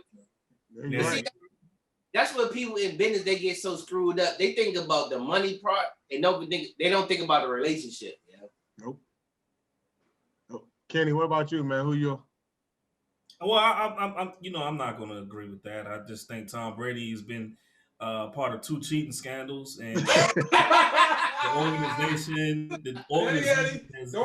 Eddie, sir. Hey, no, he's a Raiders fan, so it makes sense. It makes a lot of sense. Organization has been fined, and they paid their dues, but he's a guilty man. He's a guilty man, so I can't forget those 2 cheating scandals to call him the GOAT. So, but I do agree with man, Michael Jordan to me is the greatest of all time, right next to Muhammad Ali, the GOAT. When people say, man, you're the Jordan of running cable, or you're the Jordan of anything like that's crazy. I don't hear people talk like that about anybody else. You know what I'm saying? Like, so Mayweather's the next guy, to that when people say I'm the Mayweather because Mayweather never lost. But to me, Michael Jordan, man, is definitely the guy that's to me, he's perfect, man. 6 championships, 6 finals MVP, 6-0. It's perfection, man. So well, you're right. Well, shout out to Tom Brady, man. He did get his 7th ring. You know what I'm saying? Gotta give him props on that. He's 7-3 all time, or 7-2. No, 7-3. 7-3. So that Bama win the 10. He won the 10 Super Bowls. That's crazy. So I mean, you gotta give him his just due too. But football's over, and we talking about sports. Let's get into this basketball thing, man. How y'all feel about LeBron, man? Because nobody really talked about LeBron. I don't think LeBron get his just due. Me and Kenny always arguing, going back and forth. Kenny's biggest thing is LeBron's a loser. He always comes in second place. So he don't think LeBron is worthy of being on Mount Rushmore. He don't think LeBron is. My Mount Rushmore. Let's get right. That be that, yeah, because I don't want you to be scrutinized. But this is what his thoughts about LeBron, man. And I just think that, I don't think LeBron gets his just due like he should, man. Hey, look, man, I totally agree, man. Being a Kobe fan and just seeing how Kobe was treated when he was playing, and I kind of see the parallels between him and LeBron, yeah. Like Kobe's greatness was messed up, and people had like opinions of him because they didn't like him personally. So they kind of diminished his attributes when he was playing. And I see it a lot with LeBron. Like they diminish what he is and what he does because they don't like him personally. And the bad thing about LeBron personally, it's nothing really crazy about LeBron for you not to like them. You might not like the way he plays sometimes, or you might not you might feel some way about how he flops or whatever, but whatever, that's in the game. It is what it is.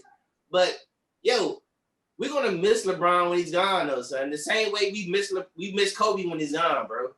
So now my thing is, stop. Just enjoy it while it lasts, bro. Because you ain't get to see too many LeBrons. You ain't gonna get to see too many Kobe's.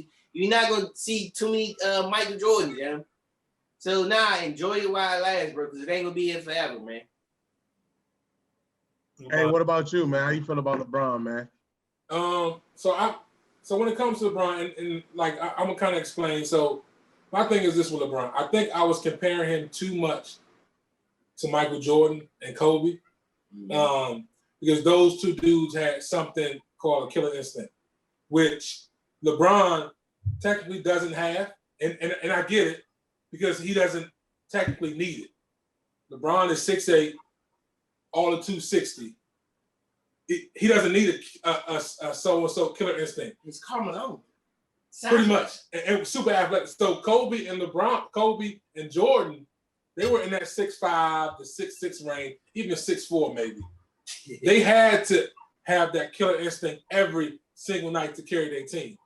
LeBron sitting at 6'8", 6'9", 260, 40, 50-inch vertical. He might be 6'10".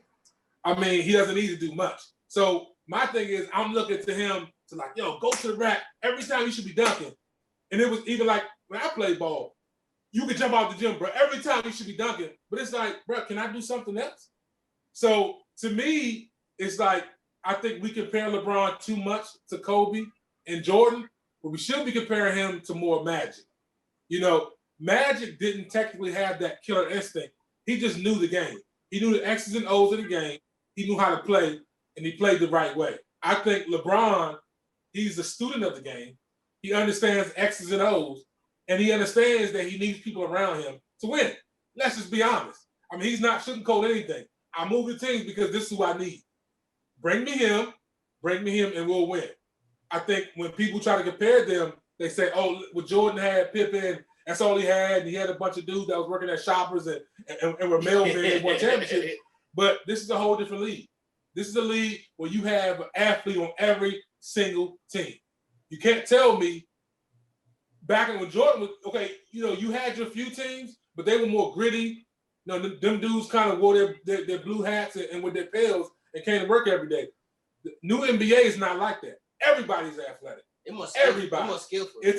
Back then you had to really you pretty much had to play 3-on-1 with Jordan. You had I think back then. I think like I hear what you're saying. I think back then was more so you played a position. It wasn't a hybrid game. No, you played a position.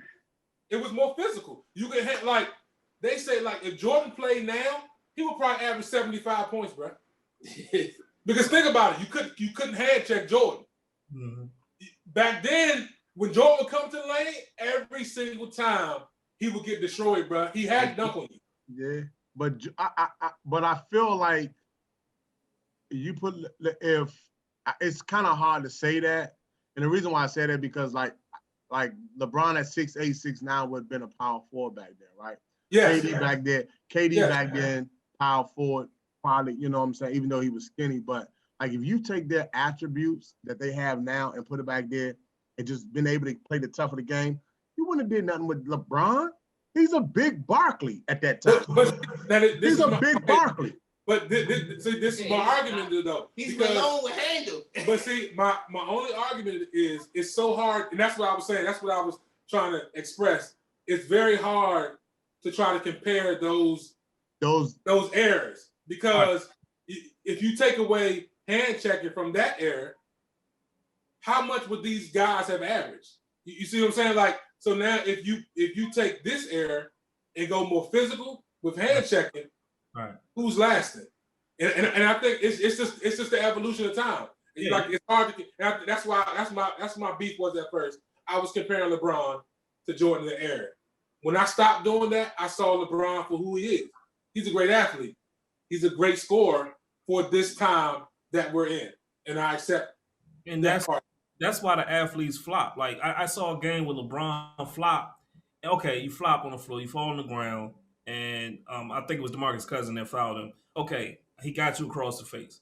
But you go to the bench and you sit down, you keep, after the refs are reviewing the replay and you back on the thing, got the towel, you wiping your eye and everything, you overacting, and then this guy gets ejected.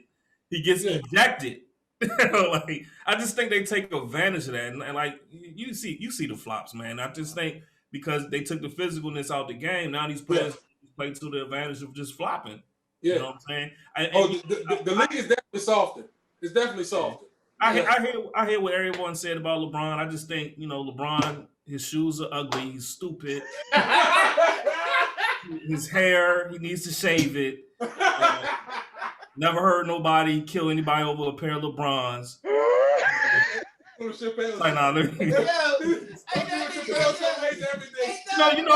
I have no problem with LeBron, man.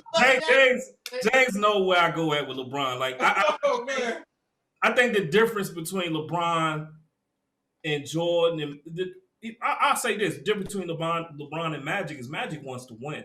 I mean, Magic even been quoted saying one time he played his son one-on-one. He said, I don't care how small he is, I'm gonna beat his ass. Like he's gonna win every time. And I just think LeBron has made comments like he's as long as he plays the right way, he can live at that. Where Michael Jordan and Magic, they want to win. That's all it is. If I got to score every single damn point to win the game, Michael's going to do it. I don't think LeBron would do that because that's not the right way to play. That's the only thing. I think LeBron can have every single record that he wanted. You know what I'm saying? I'm so hard on LeBron because he has the physical attributes to go out there and just dominate. But like the last 5 minutes of the game, I got a beef with you, bro. Play. Huh? I got beef with you. Yeah, you should keep that same energy when it comes to Ben Simmons because that motherfucker can't shoot for shit, and you need him. You got something expanded to do. Yeah, nah. Keep that same energy for Ben Simmons, man. Don't be saying he got a certain skill set and all that bullshit. Nah, motherfucker, shoot the ball. Learn how to fucking shoot, man. I feel you. I feel you. I do want Ben to step up more offensively, with his perimeter game. But for me, LeBron, man, he just, he just lets me down, man, every time. And he don't got nothing to prove to me. But I'm just saying, like, he's just stupid. That's all. Stupid. Listen, man, when it's all said and done, LeBron may be number 1 in scoring. He may be top 5 in scoring, top 5 in assists, top 5 in steals, top 5 in blocks. He's gonna be high in almost every statistical category, man. And I just don't think he get his just due. And I feel sorry for anybody got to follow up LeBron, bro.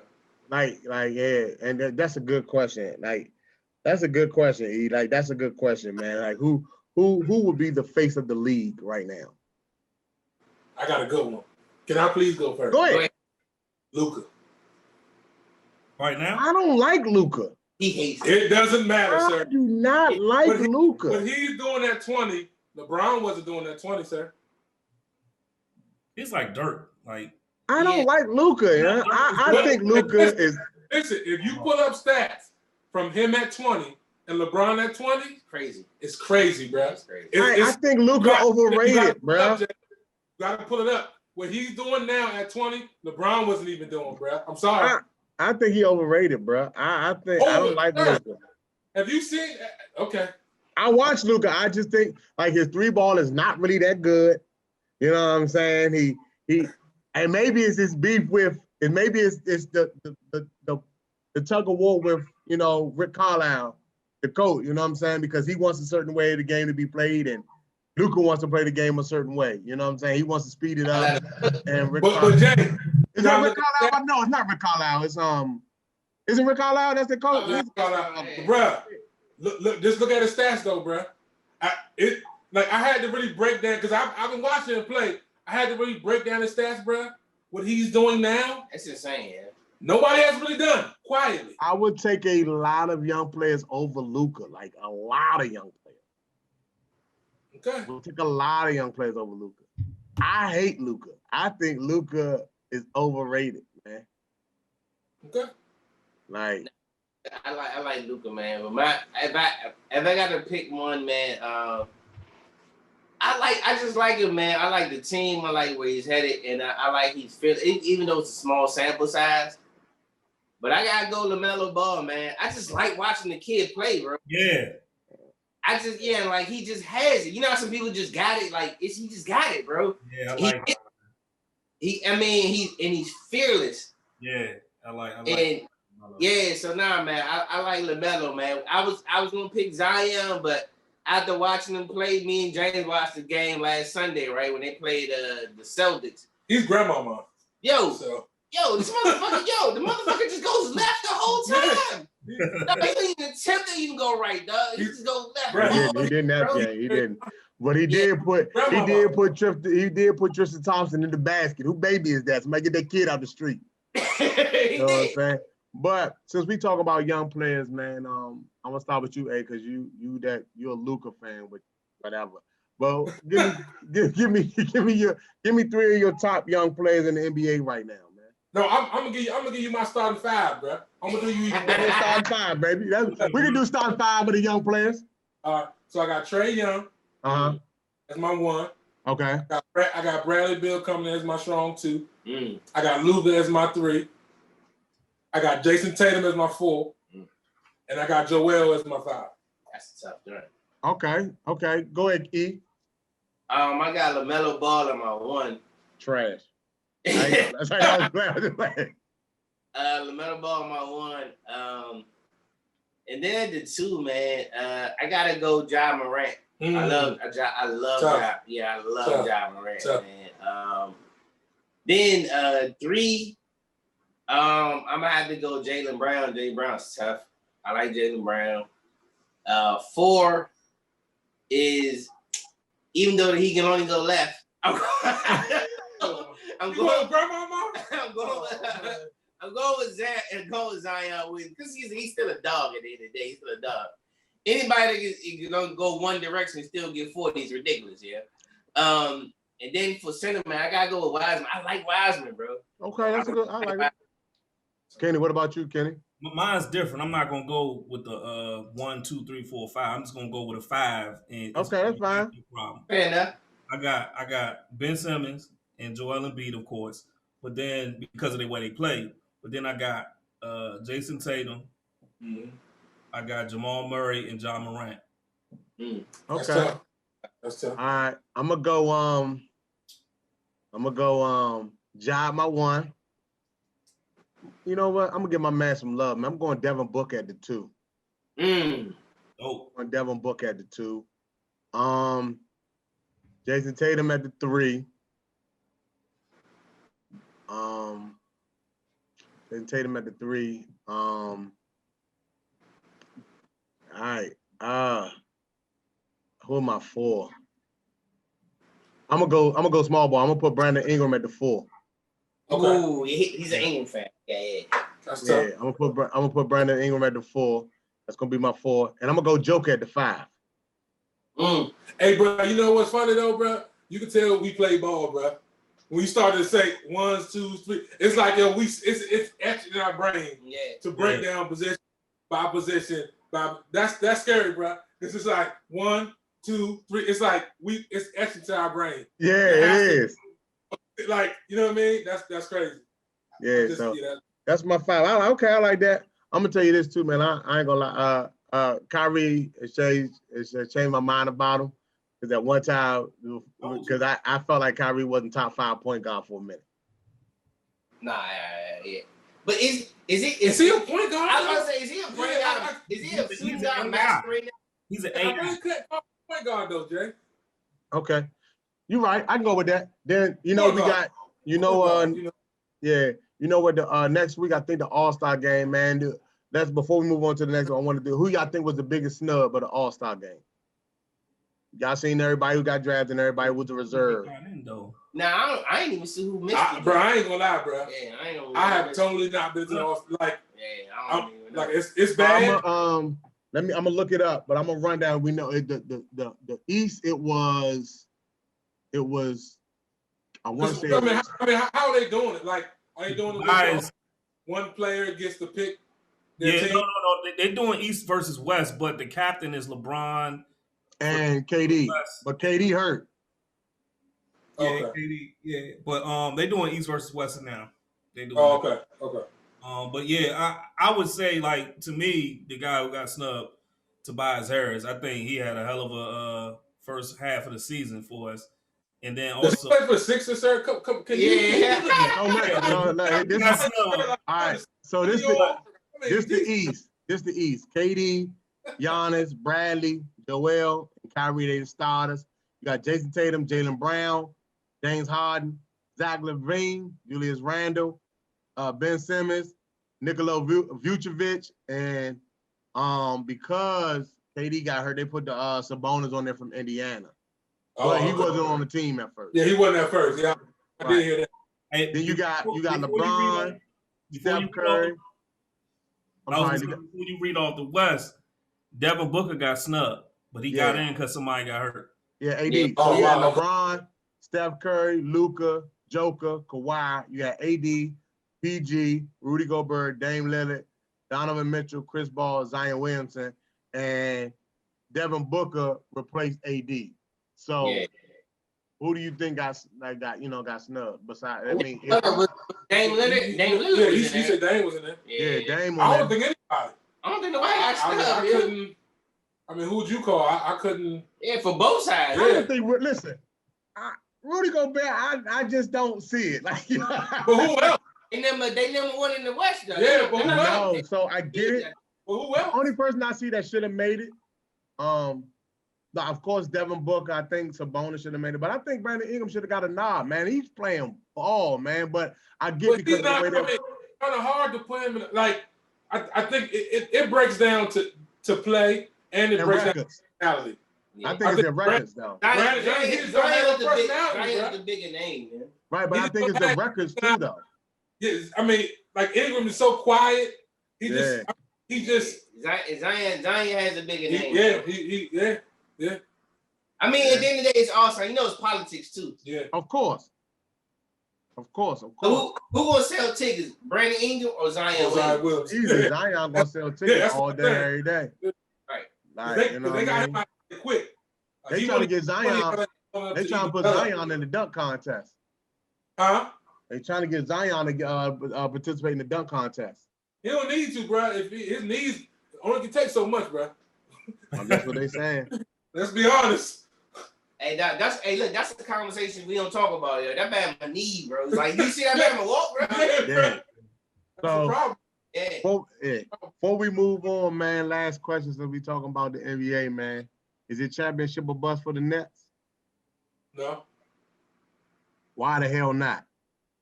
No. Kenny, you think it's championship or bust for the Nets? Yeah, and it's gonna be a motherfucking bust because they're gonna lose to the damn Sixers. No, sir, they're not, sir. They're not. They're gonna lose. Right, This how they're gonna guard Ben Simmons, just like this. They're gonna turn it back to him. Box out. Like, all right, man, just shoot. We don't give a fuck. It's gonna be 5-on-4, bro. Let him go off. Hey, nah, go ahead, cuz. You got to go ahead and shoot, bro. We ain't even gonna check it, dog. That's Go what's ahead. gonna happen, sir. I definitely think it's championship or bust for the Nets, man. But why you say that though, Jay? Man, you got 3 superstars. Like, you can call Kyrie a superstar, man. Like, I mean, or if you want to call him a perennial all-star. You got 3 players that can give you 25 on any given night. You got the most efficient superstar in the league. KD is the most efficient superstar in the league. James Harden took the back seat, and he's playing the greatest point guard. He's playing greater point guard right now. You have 3 solid stars. Bro, you got to remember KD is coming off a very serious injury that's ended people's careers. So, to me, that's why I say it's not a bust. Because having a kid, y'all know, I'm going through the whole Achilles now. And when I tell you, it's your body feels like that's Achilles, like to tear ACL, it's different. The Achilles, man, I think that's one of those things where it's a 50-50 chance you could come back or you cannot. I think he's in a good space, but the thing is, you have to. It's a touch and go situation. But you also got to remember, man, his game's not predicated off athleticism. He's shooting over anybody. He's shooting over anybody. He don't have to go to the line. But he can catch the ball. If you look at him shoot, though, Jay, he's coming off the ground. I mean, right, but what I'm saying is, at 7'1", shooting the ball here, when he catch that ball, my elbow tuck, by the way. I see that. You know what I'm saying? Elbow tuck. But what I'm saying is, when he get the ball and he gets a 1 dribble pull up, But Jay, to me, that's being an athlete. Okay, if you're talking about non-athletic shooting, we're talking about Larry Bird. Yeah, but what I'm saying is, talking about KD. But KD you can swing it to KD in the corner, and he don't have to put the ball down to get a shot. Like, he catch it and he can let it fly. Like, what I'm saying is that to me, that's being an athletic shooter. So, okay, quick question: Okay. Ray Allen, was he an athletic shooter? Yes. Reggie Miller, was he an athletic shooter? No. And the reason I say no, He barely came off the ground, but he could create space. But what I'm saying is, KD don't have like his 9 times out of 10 for KD, he's an anomaly in the NBA because you can't guard him with a small person and you can't guard him with a big. So like it's only a select few people and they still can't guard him. Though, Jay, that's being an athlete though. That's what I'm saying. To me, Dirk was not an athletic shooter. What I'm saying is KD, you can't have a big or really guard him because he's so athletic. That's all I'm saying. Like to me, Kobe. Go ahead. Okay. To me, Kobe was a super athlete. Once he had his Achilles tear, his whole game changed, and he knew he had to walk away from the game. That's all I'm saying. I get it, but you gotta remember, Kobe was in his 30s. In his 20s. He was in late 30s. Yeah, so let me tell you about James. But how old is KD right now though? Like 32. Exactly. So James is not fair. Like he'll say championship will bust with the Nets. Like last year, he just threw away the Clippers. I'm like, damn, dog, that's their first time playing together. Like they need time. just like, what's the difference between that and the Clippers? The Clippers was championship. Clippers was championship. I mean, I won't say the Clippers was championship or bust, but Clippers should at least made it to the conference finals. Nobody wanted to see. They gotta figure it out. Just like the Heat, Dwayne Wade and LeBron lost in the finals. They had to figure it out. And it was LeBron. It was D Wade who had to pass the baton to LeBron for them. They shouldn't have lost. They shouldn't have lost. Oh, that's messed up. You should. Like. First of all, LeBron came in 1, 2, 3. Don't lose. No. You got James Harden. You got James Harden. You got KD. You got the former MVP. You got two MVPs on your team. You got 2 30-point scorers on your team. James, they still got to play together. Yeah, 3 30-point scorers on your team. You got to put it together. Hey, Jay, is that a big 3 though? That's a big 3. But no, okay. What I'm saying is, look at the average big 3s in the league that we have seen. The big 3 are usually 2 guards and a big. Right. That's not a big 3. And what makes this big 3 better is because remember, everybody that had a big before prior to Boston. Big. No, but hold up. Not playing the big. Everybody had a big. Listen, everybody had a big prior to Boston. But I mean, after Boston, everybody that had a big after Boston, they transitioned their game behind the 3-point line. No. Miami was the only. Miami? Yeah, Chris Bosh was shooting 3. You said Bosh was knocking down consistently? Yeah, but they put him out there. But what I'm saying is, but listen, when it came down to the gritty, Chris Bosh was in the post. Yeah. No. Yes, he was. That's how Ray Allen got that shot off. It was Chris Bosh. Ray Allen got the shot off because Duncan wasn't in the game to get the rebound. That was the problem. That's every big 3 that's actually won championships had a big to go down. So that's all I'm saying. All right, so do we count? All right, so we got a big 3. The big 3 in Golden State was Clay, Draymond, and Steph. I mean, no, before KD. So I mean, that wasn't the big. But hold on, time. Yes, it was because hold on, time out. Okay, so if your name Steph was a shooter, right? Clay was a shooter. Draymond was a point forward. When it came time down to it, your man would kick it out the step and go right to the paint. His work was in the paint. Think about what most of his work was when they won them championships. Nah, he just was out. No, he was just out the way. They don't necessarily really in the paint. Jay though, he was eating down low. Let's not. I tell you what. You take James Harden. You take James Harden. You take Kyrie. And you take LeBron. I mean, you take James Harden, Kyrie, and KD, and you match them up against Paul Pierce, Ray Allen, and Kevin Garnett. Who you taking? I'm going with the Celtics. You crazy out your head.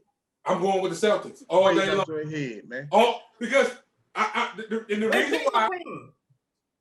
reason why, because those dudes will mesh way better than these 3 dudes would at that current time. If we talking about errors, because first off, who's gonna stop Kevin Garnett, right?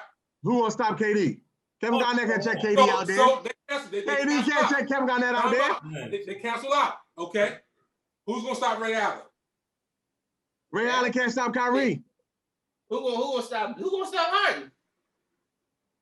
Who gonna stop Paul Pierce? So to me, it's gonna come down to heart.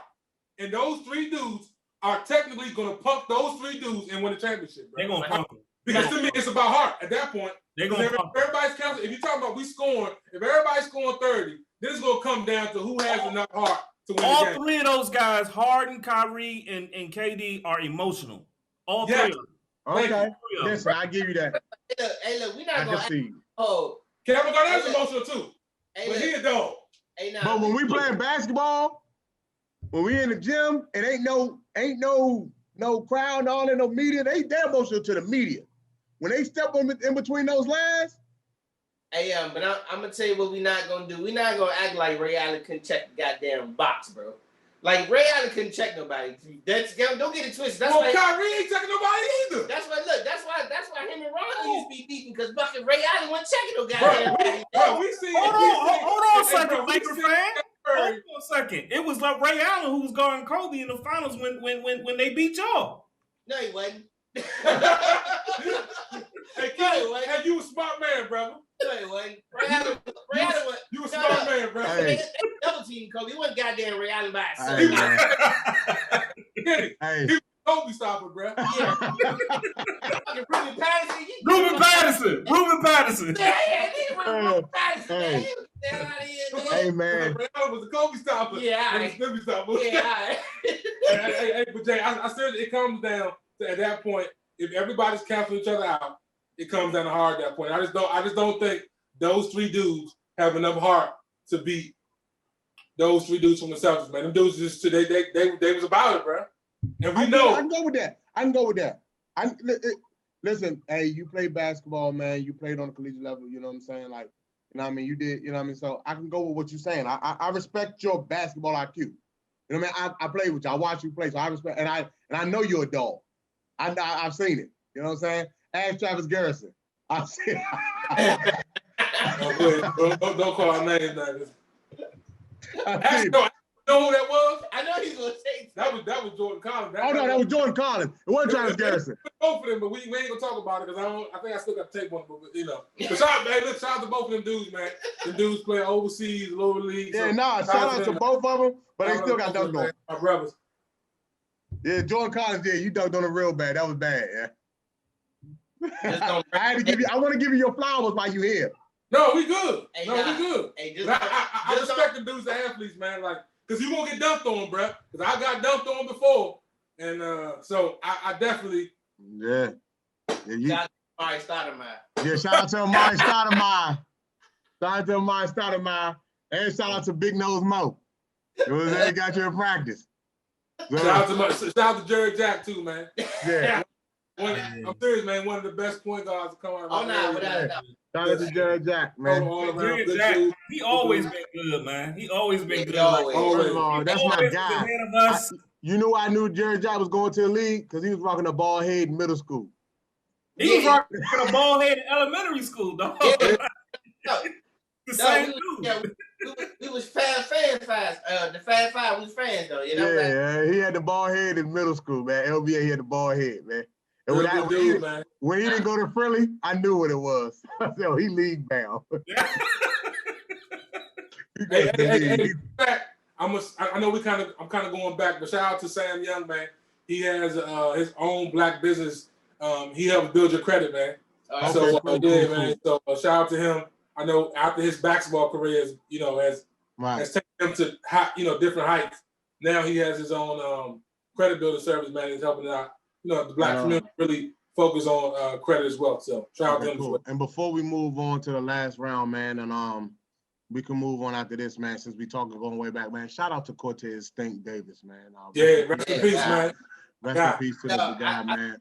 Man, one of the best I've ever seen do it out the DMV. George Gervin of our time, bro. Yeah, one of the best I've ever seen. Like should be in the league right now as we speak, man. He should be wrapping up his career. Yeah, he should be retired. One of the best I've ever seen do it. He was the best player I ever personally got to play with. Though. Yes, personally got to play with, like flat out, hands down, man. Like one of the best to ever do it. Like he was college in high school, like he was college and high school, like, you know what I'm saying?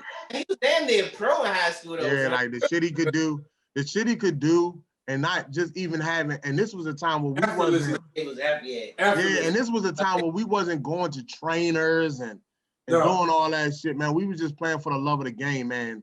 So shout out to Cortez Stink Davis, man. Stink, man, we love you, bro.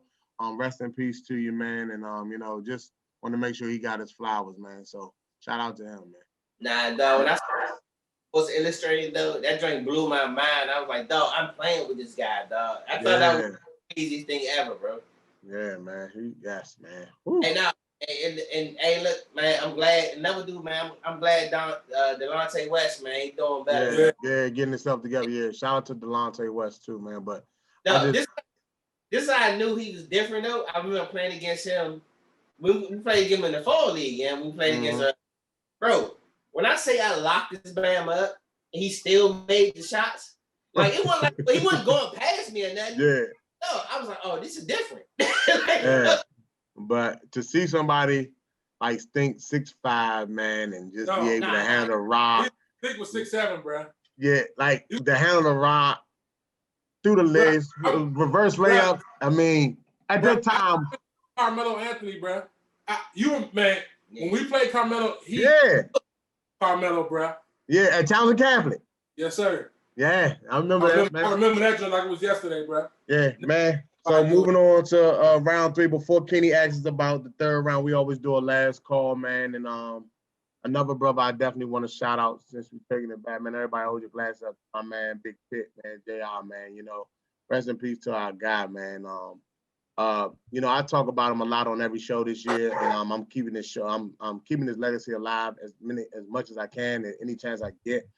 But you know, just want to ask you guys, just give me a quick memory of one of your favorite memories of him, real quick. Hey, going with you first, then we're gonna come to you, E. Just a quick memory before we take a toast to him, man. So I got so many bad memories of us doing so many bad things, but I'll tell you this, man, and it's not really a memory. It's just who he was, man. And it's funny because I had this conversation with my mom yesterday. It was a little situation, but I called her. I'm like, "Hey, Mom, you know," I said, "You know how you have those friends who just you knew who they were from the first day you met them until they left." I was like, "That was JR," and she was like, "Well, what do you?" I said, "It's just one of those things." And I said from the cradle to the grave. He was him, man. And I said he loved Christ, right? No matter what he was going through, he always made sure he involved Christ, whether good or bad, man, because we deal with our own demons through life. And I feel like his foundation was Christ. And I think that's my main memory. Like we've been through a lot as a crew. You know the crew. Yeah. So, you know, us being us, we've been through a lot. You know, we've been through to a lot of places, and it always brought us back to that one key point. That dude loved Christ, man, like he loved his son. So I don't really have a memory. I would just say, man, the love of Christ that he had for Christ, and the love he had for people around him, man. Like that dude will give you his all, man. Like me and him got to cup the fist. Like seriously, we got into it, and it was still all love at the end of the day because I love my brother and he loved me, man. And he loved all of us, bro. So I don't really have a per se moment. I would just say, man, you know, I love my guy, man. That's what it is. Gotcha. E, what about you, E? One memory of or something you want to say about him? Nah, man, I had to piggyback on that, man, because I think it was my ex-wife, whatever. She couldn't understand the relationship me and him had. She would feel some way. She would feel some way about how he was or what he would do. I'm like, nah, but that's who he is, though.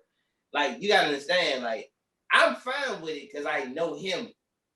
But when it's all said and done, that dude gonna ride with you, though. Mm-hmm. But I mean, we can talk trash to each other. We can bash each other, talk mad cat shit to each other. But when it's all said and done, man, that dude give you a shot off his back, man. Yeah, man. He looked out for you, man. And he would ride for you, man. Good, bad, and indifferent. Yeah. Like you can be wrong, but he gonna ride with you. He'll tell you later that you're wrong. Yeah. But we in that situation, he gonna ride, yeah. And like, man, he's my personal bodyguard, bro. Like real talk. Like I didn't got into stuff. He didn't got me out of it. I didn't put him in situations. He still got me out of it. Right. But nah, that was he really was my guardian angel, man. So I always remember like he was my protector, man, my man. So yeah, I don't have like a real like. It's so many of them that you can't pick. Yeah. But nah, overall, man, that's just who he was, bro. Dog, spiritual advisor, everything, man. The go-to person I would call to for anything, bro.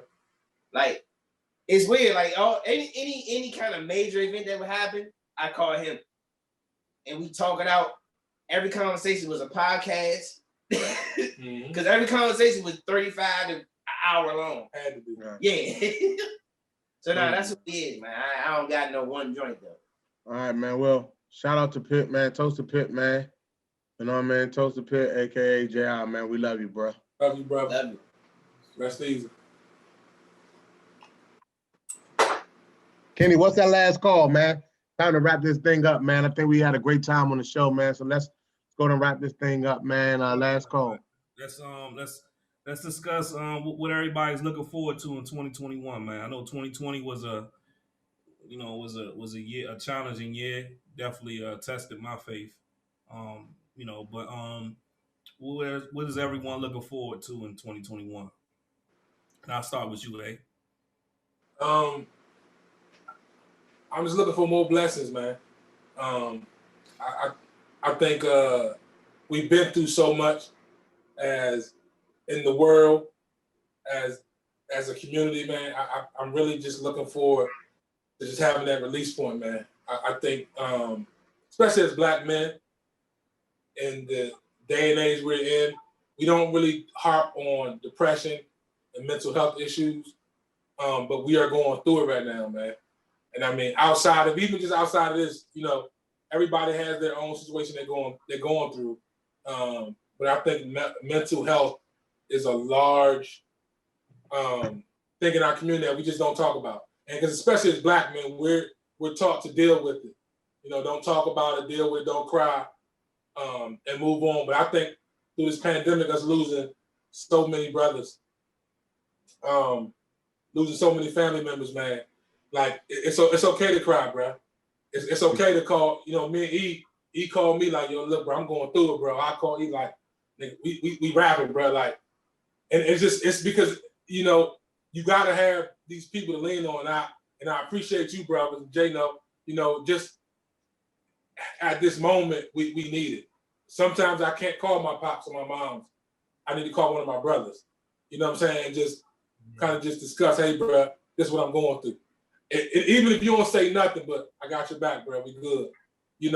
I think now this is a time where a lot of jokers is taking their lives, man, because we're in a time where you just don't know what the next step is.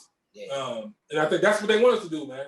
They want us to, to kind of not really depend on things we used to depend on. And I know I'm a big religious guy, man. I love Christ, and so a lot of times I always go back to my roots, where did it start at, and that's what keeps me going through these times, man. Like I ain't gonna tell you how much stuff I've been through since this injury, dealing with my job, just certain things, man, that I could have ended it all because I know.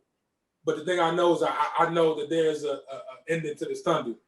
I know when he closes one door, he'll open up another. So that's what keeps me motivated. And I mean, just even cooking for you all, man, and just this podcast, man, and like the Biz Road, like this was something I needed in my life now.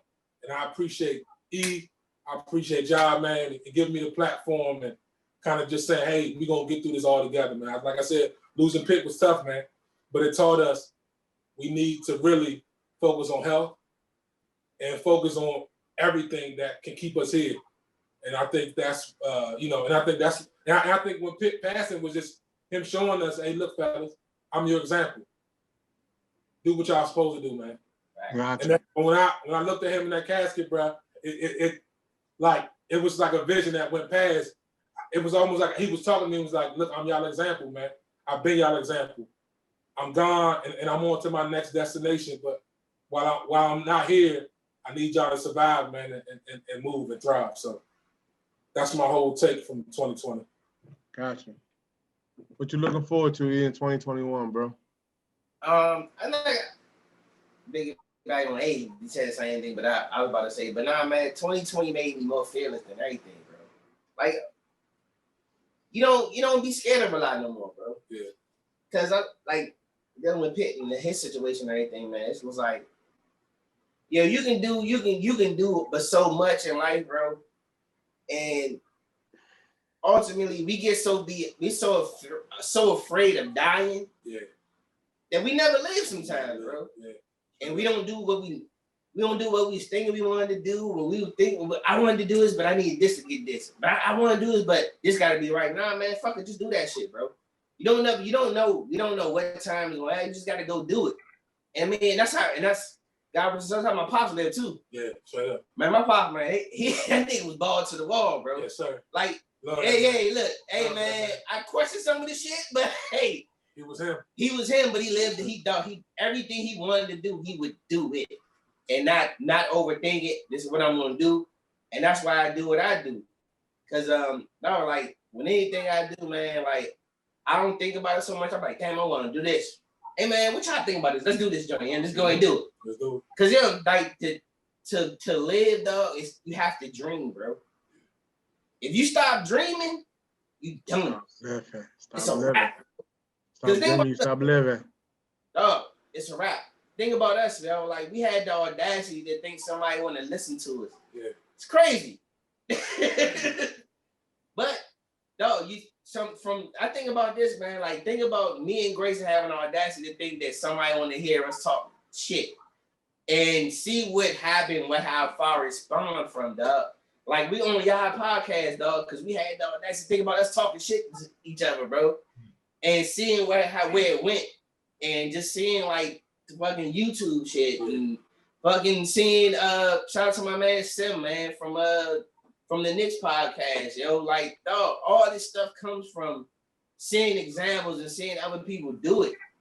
And like I have a list of people that I admire, dog. Like I try to give people their flowers while they can smell them, bro.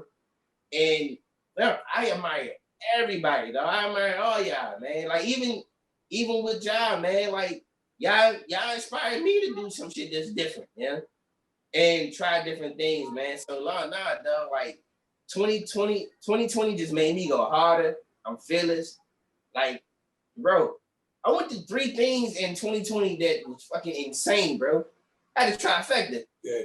Dealing with pop's death, best friend, and a divorce all in one fucking year, bro. That shit is crazy. Yeah. But at the end of the day, like, I know I got more life to live, and I know I can do more stuff. And that's just a chapter, dog. Like, it ain't over.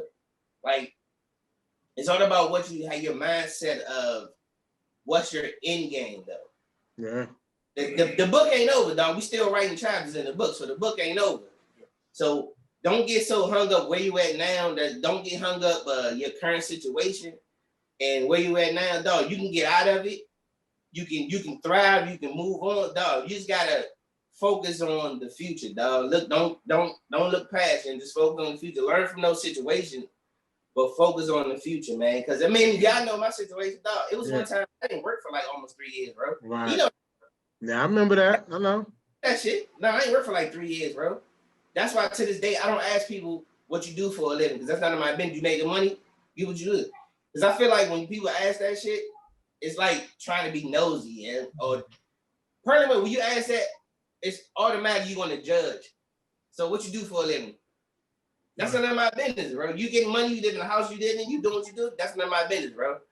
So now we all get benign. My thing is, yo, strive, man. You don't get caught up in your current situation, man. Like 2020 happened. Let's move forward, learn from it, and you can do bigger and better things, man. So that's my biggest take going forward, bro. Gotcha. For me, because Kenny, I want you to end it, Kenny.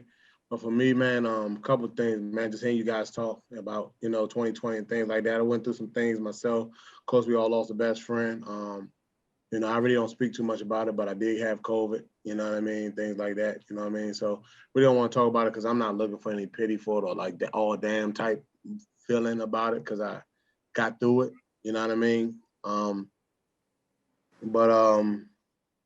You know, my thing is I just want to continue to grow, seize any opportunities that I may come across and not be scared to, you know, leap. Also, you know, continue to get better. And, you know, another thing is just being comfortable with being uncomfortable, because you can't grow if you're comfortable. Right. I think one thing, since we all made a reference about Pitt, I think one thing I learned about it was, you know, we all got a born date, we all got a death date, but it's a line in the middle. And it's all about what you do with that line in the middle. You know what I mean? So that's just my take on it, man. You know, seize opportunities that are given to me and not be, you know how we always say, man, I'm kicking myself because I should have took that opportunity. Just like, for example, little things like investing in something that didn't take off now, but 2 years from now, that joint might be the biggest thing in the world. You know what I mean? Just taking those opportunities and seizing that moment, man, and not looking for the quick fix. You know what I mean? Things like that, man. You know, so that's really it for me, man. That's it, man. So, you know, I just want to see, and I want to see everybody win. I want to see all y'all win, man. That's my biggest thing. And then whatever I can do to assist that, whatever we can do to help each other grow, that's what I want to do now. Like, I want to keep a lot of stuff in-house and, you know, and help each other grow and help each other become successful, whatever that looks like to us. You know what I mean? That's my biggest thing this year, man, is making sure that whatever I can do to help my people that I really love grow, and let's build us a brand, man. Let's do it, man. Whatever way we got to do it, and make sure whatever success look like to us. Because at the end of the day, like, we may not have 1,000 followers on Bar Drinks and Entrees. We may not have 1,000 views every show, but we got 24 episodes, and we started something. So, you know, that's a success for me. You know what I'm saying? I'm going to take that small victory and continue to grow it, because who knows what will happen to it years from now. So that's all I got, man. Go ahead, Kenny, man. Yeah, I dig what everybody was saying, man, and the same for me, man. Like, you know how like when we were kids, we put that passion into getting the latest sneakers and just the fashion, the clothing, and everything like that. You know, take that same passion and I throw that at just living, being happy and positive, man. That's all I look forward to, man. I just want to live, man. If God can give me enough breath to see my great grandkids, I'm good. And I still got my friends amongst me. You know what I'm saying? So it's that's really all that I'm looking forward to. I'm at the age now, man. I don't want no problems from nobody. I'm easy guy. I just want to live, be happy, fellowship with my fellas, love my wife, love my kids. You know what I'm saying? And you know that's all that I'm looking forward to, man. It's just a positive 2021, and learn from, you know, and continue to not lose faith, and you know, because I'm a believer in God, believer in Christ, and you know, my faith was really tested when that happened to Pitt, man. I had all types of questions, man, because I met Pitt in the 7th grade, funny guy. You know what I'm saying? All through up until I left Friendly in the 10th grade, 10th, 11th grade, something like that. And then I ain't bumped back into anybody from back in Friendly through James. James is the one that created that bridge for me to reconnect with people that I lost touch with back at Friendly. And Pitt was one of the guys that I saw. But then when I saw Pitt from being a man that kept God in everything that he does. So Pitt started talking, you know, the book of, Bible verses and everything like that. So it was a different Pitt that I saw, and I'm like, man. So you know, and the thing that I take away from just my interactions with Pitt throughout my life is, you know, I saw, you know, as we were kids, and then I see him now. Pitt taught me to keep God in everything I do, every single thing I do. If we here, and I'm at the bar, I'm keeping some sort of God's gonna be with me. I'm keeping God in everything I do, man. So yeah, man. Man, thank you guys, man. Thanks to Beer Bros and Whiskeys. Thanks to, you know, Soul Cooking. There it is. You know what I'm saying? Soul Cooking with the Watsons. Soul Cooking with the Watsons, man. Shout out to you guys, man. Beers, Bros, and Whiskey. Soul Cooking with the Watsons, man. Shout out to you guys, man. Thanks again, Big A, for the food, man. And thank you guys for being on the show, man. Really appreciate you guys. Enjoyed it, man. It just, I mean, we family, so it was just like us talking at on a regular day, on an everyday basis, man. Just when we're around each other, man. So big shout out to the OT Network too, man. Yeah, OT Network, man. You know, so with that being said, man, we appreciate you guys, man. For our followers and listeners, viewers, and all those good things, man, please check us out. Bar Drinks and Entrees. We're on YouTube. We have a YouTube channel. We're on all your streaming platforms, Apple Music, Spotify, Apple Podcasts, Spotify, Google Podcasts, and all your other streaming platforms, man. Definitely make sure you go check us out. Please follow us on our YouTube channel, Bar Drinks and Entrees. Please follow us on Instagram at Bar Drinks and Entrees. Kenny got it posted right there at Bar Drinks and Entrees, and follow us on Facebook at Bar Drinks and Entrees. Also, make sure you check out BBW, Biz Bros and Whiskeys. Please reach out to Big A, Soul Cooking with the Watsons, man. Food was delicious. Thanks again for that. So, hey, OT Show, OT Network. And make sure on Fridays, if you're not doing nothing on your lunch break, checking out Lunching with, you know what I'm saying? Lunching with the OT, you know what I'm saying? If I said it right, hopefully I said it right. Yeah, you're right. On Facebook, man. Check us out. Lunching over to the OT Facebook. Without further ado, man, thank you guys, and man, I appreciate you guys, man. We out of here. We out of here.